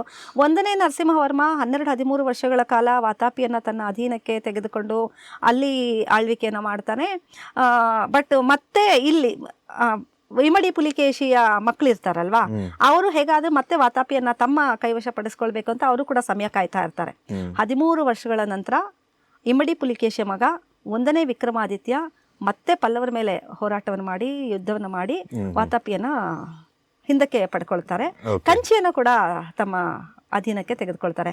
ಆ ಸಂದರ್ಭದಲ್ಲೇ ವಿಕ್ರಮಾದಿತ್ಯ ಕಂಚಿಯ ರಾಜಸಿಂಗೇಶ್ವರ ದೇವಾಲಯಕ್ಕೆ ಭೇಟಿ ನೀಡ್ತಾನೆ. ರಾಜಸಿಂಗೇಶ್ವರ ದೇವಾಲಯದ ಎಲ್ಲ ನೋಡ್ತಾನೆ. ಅಲ್ಲಿ ದೇವಾಲಯಕ್ಕೆ ಬಂದಿರುವಂತಹ ತುಂಬಾ ಒಡವೆಗಳು, ಸಂಪತ್ತು ಅದೆಲ್ಲ ಇರುತ್ತೆ, ಕಾಣಿಕೆಗಳು ಎಲ್ಲ ಇರುತ್ತೆ. ಆ ಎಲ್ಲ ಕಾಣಿಕೆಗಳನ್ನು ನೋಡಿ ಮತ್ತೆ ಅದೇ ಹಾಗೇನೆ ದೇವಾಲಯಕ್ಕೆ ಕೊಡ್ತಾರೆ.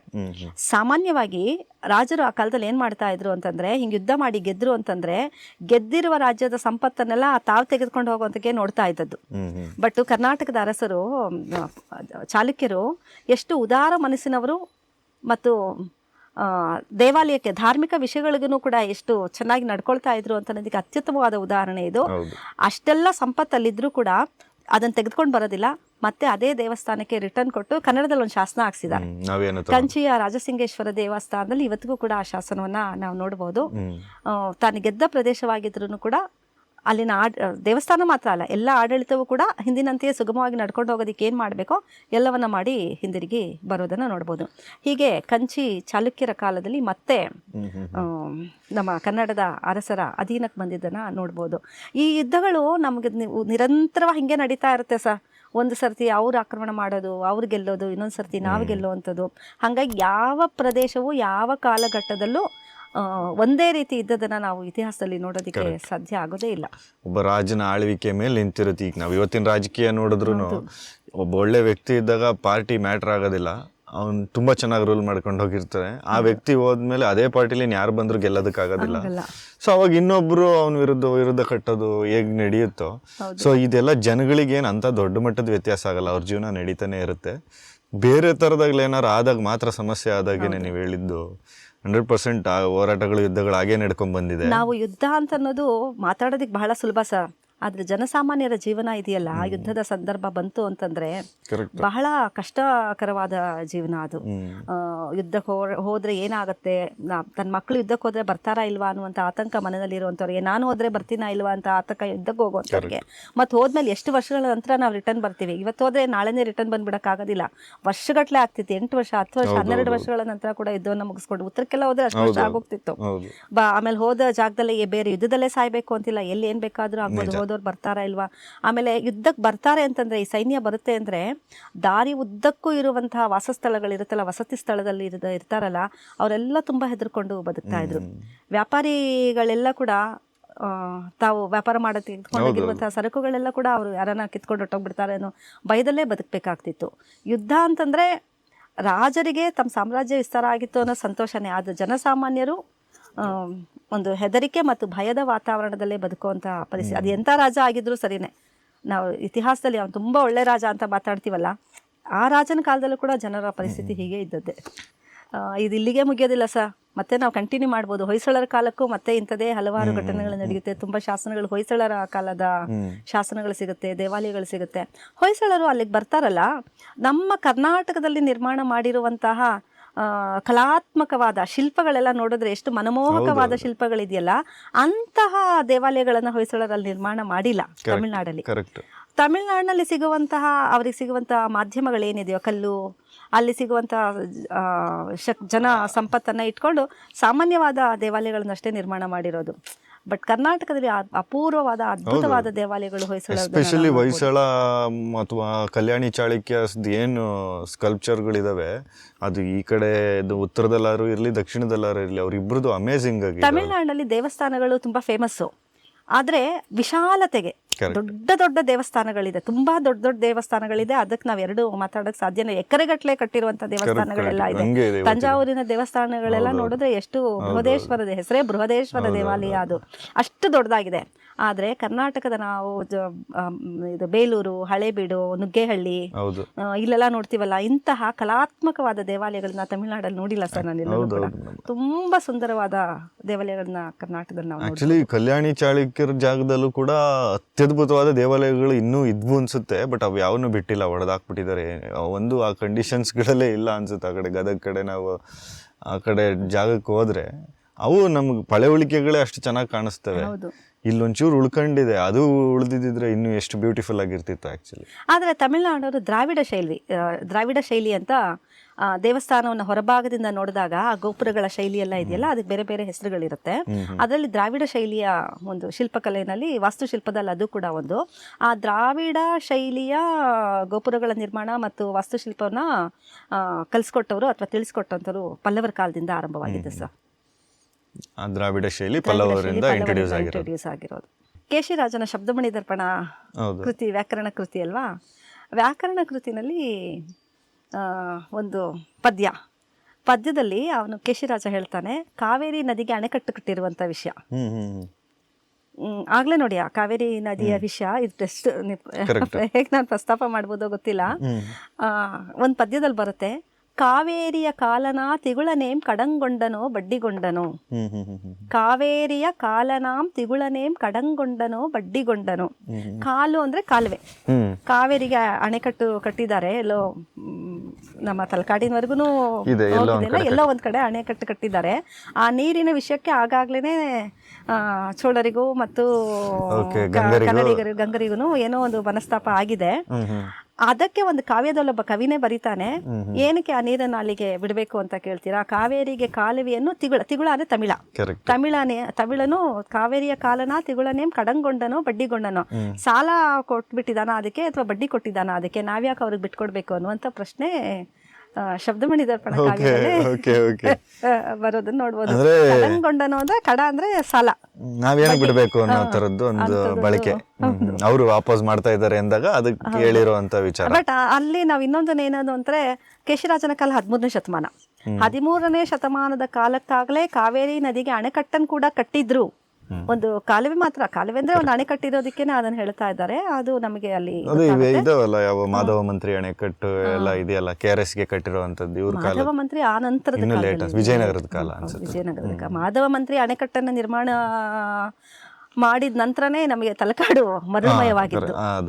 ಬಟ್ ಇವ್ರ ಕಾಲದಲ್ಲೂ ಗಂಗರ ಕಾಲದಲ್ಲೂ ಬೇರೆ ಬೇರೆ ಒಂದಷ್ಟು ಇದೆ. ಕರೆಕ್ಟ್. ತಲಕಾಡು ಅವ್ರ ರಾಜಧಾನಿ ಆಗಿದ್ದು ಸರಿ, ಬಟ್ ಇಷ್ಟು ಮರಳಾಗಿರ್ಲಿಲ್ಲ.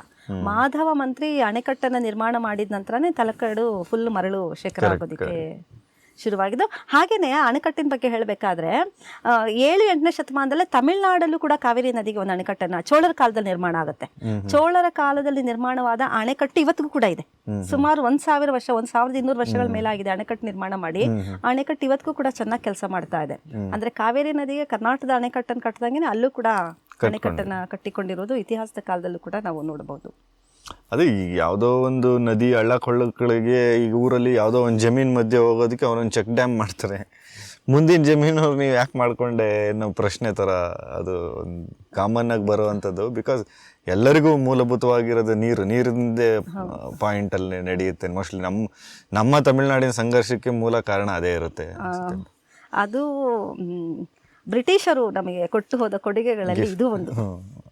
ಅದೇ ಅವ್ರು ಸುಮಾರು ವಿಚಾರಗಳಲ್ಲಿ ನಮ್ಮ ದೇಶ ಒಂದಾದ್ರೆ ಬೇರೆಯವ್ರಿಗೆ ಸಮಸ್ಯೆ ಅಂತ ಗೊತ್ತಿತ್ತು. ಆ ವಿಚಾರನ ಒಂದಾಗದಾಗ ಒಂದಾಗದೇ ಮಾಡೋದು ಅನ್ನೋದ್ರ ಜೊತೆಗೆ ಅಣೆಕಟ್ಟನ್ನು ನಿರ್ಮಾಣ ಮಾಡೋ ಕಾಲದಲ್ಲಿ ಮೈಸೂರು ಪ್ರಾಂತ್ಯ ಬಂದು ಮದ್ರಾಸ್ ಪ್ರೆಸಿಡೆನ್ಸಿಗೆ ಸೇರಿತ್ತು.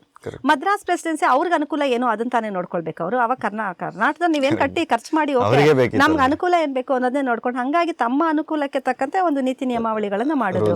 ಆ ನಿಯಮಾವಳಿಗಳನ್ನೇ ಇಟ್ಕೊಂಡು ಇವತ್ತಿಗೂ ನಾವು ಹಗ್ಗ ಜಗ್ಗಾಟ ಮಾಡ್ತಾ ಇದೀವಿ. ಅದೇ ಅದನ್ನ ಪ್ರಾಕ್ಟಿಕಲ್ ಆಗಿ ಹೇಳೋದಾದ್ರೆ ಇವತ್ತಿಗೂ ಅದೇ ರೂಲ್ಸ್ ನಾವು ಫಾಲೋ ಮಾಡಿದ್ರೆ it's A British rule, Indian rule ಅಲ್ಲ ಅದು. ಭಾರತದಿಂದ ಯೋಚನೆ ಮಾಡಿ ಅದಕ್ಕೊಂದು ಪರಿಹಾರ ಕೊಡ್ಬೇಕು. ಆಕ್ಚುಲಿ ಇವತ್ತಿನ ಸಿಚುಯೇಷನ್ಗೆ, ಇವತ್ತಿನ ಸನ್ನಿವೇಶಗಳಿಗೆ, ಇವತ್ತಿನ ಸಮಸ್ಯೆಗಳೇನಿದೆ ಅದರ ಹಿನ್ನೆಲೆಯಲ್ಲಿ ಆ ಪರಿಹಾರವನ್ನ ಯೋಚನೆ ಮಾಡೋದು ಬಿಟ್ಟು ಯಾವಾಗಲೂ 100 ವರ್ಷ 150 ವರ್ಷದಿಂದ ಹಾಕಿರುವಂತಹ ಅದೇ ಕಾನೂನನ್ನು ಇವತ್ತಿಗೂ ಕೂಡ ಫಾಲೋ ಮಾಡಬೇಕು ಅಂತ ಹೇಳಕ್ ಬಂದಾಗಲೇ ಈ ಸಮಸ್ಯೆಗಳು ಜಾಸ್ತಿ ಆಗುವಂಥದ್ದು. ಇದಾದ್ಮೇಲೆ ಮತ್ತೆ ಇಲ್ಲಿ ನಮಗೆ ರಾಷ್ಟ್ರಕೂಟರು ಬರ್ತಾರೆ. ಸೊ ಇದೇ ರಾಷ್ಟ್ರಕೂಟರ ಜೊತೆನೂ ಮತ್ತೆ ಗಂಗರು ಇರ್ತಾರೆ. ಗಂಗರು ಎಲ್ಲಾರ ಜೊತೆನೂ ಜೊತೆಗೆ ಟ್ರಾವೆಲ್ ಮಾಡ್ಕೊಂಡ್ ಬರ್ತಾರೆ. ಗಂಗರು ಸುಮಾರು 650 ವರ್ಷಗಳ ಕಾಲ ಕರ್ನಾಟಕದಲ್ಲಿ ಆಳ್ವಿಕೆ ಮಾಡಿದ ಮನೆತನ. ಇಡೀ ದಕ್ಷಿಣ ಭಾರತದಲ್ಲಿ ಇಷ್ಟು ಸುದೀರ್ಘವಾಗಿ ಆಳ್ವಿಕೆ ಮಾಡಿರುವಂತ ಇನ್ನೊಂದು ರಾಜಮನೆತನವನ್ನ ನಾವು ನೋಡೋದಕ್ಕೆ ಸಾಧ್ಯನೇ ಇಲ್ಲ. ಇದಕ್ಕೆ ಕಾರಣ ಏನು ಅಂತಂದ್ರೆ ಗಂಗರು ಸಾಮ್ರಾಟರಾಗಿರ್ಲಿಲ್ಲ. ಸ್ಟಾರ್ಟಿಂಗ್ನಲ್ಲಿ ಒಂದು 100-200 ವರ್ಷಗಳ ಕಾಲ ಕೋಲಾರದಲ್ಲಿರುವವರೆಗೂ ಅವರು ಸ್ವತಂತ್ರವಾಗಿ ಪಾಳೆಗಾರ ರೀತಿನಲ್ಲೋ ಅಥವಾ ತಮ್ಮದೇ ಆದಂತಹ ಸಾಮಂತರಾಗಿನೋ ಆಳ್ವಿಕೆ ಮಾಡ್ಕೊಂಡು ಬರ್ತಿದ್ರು.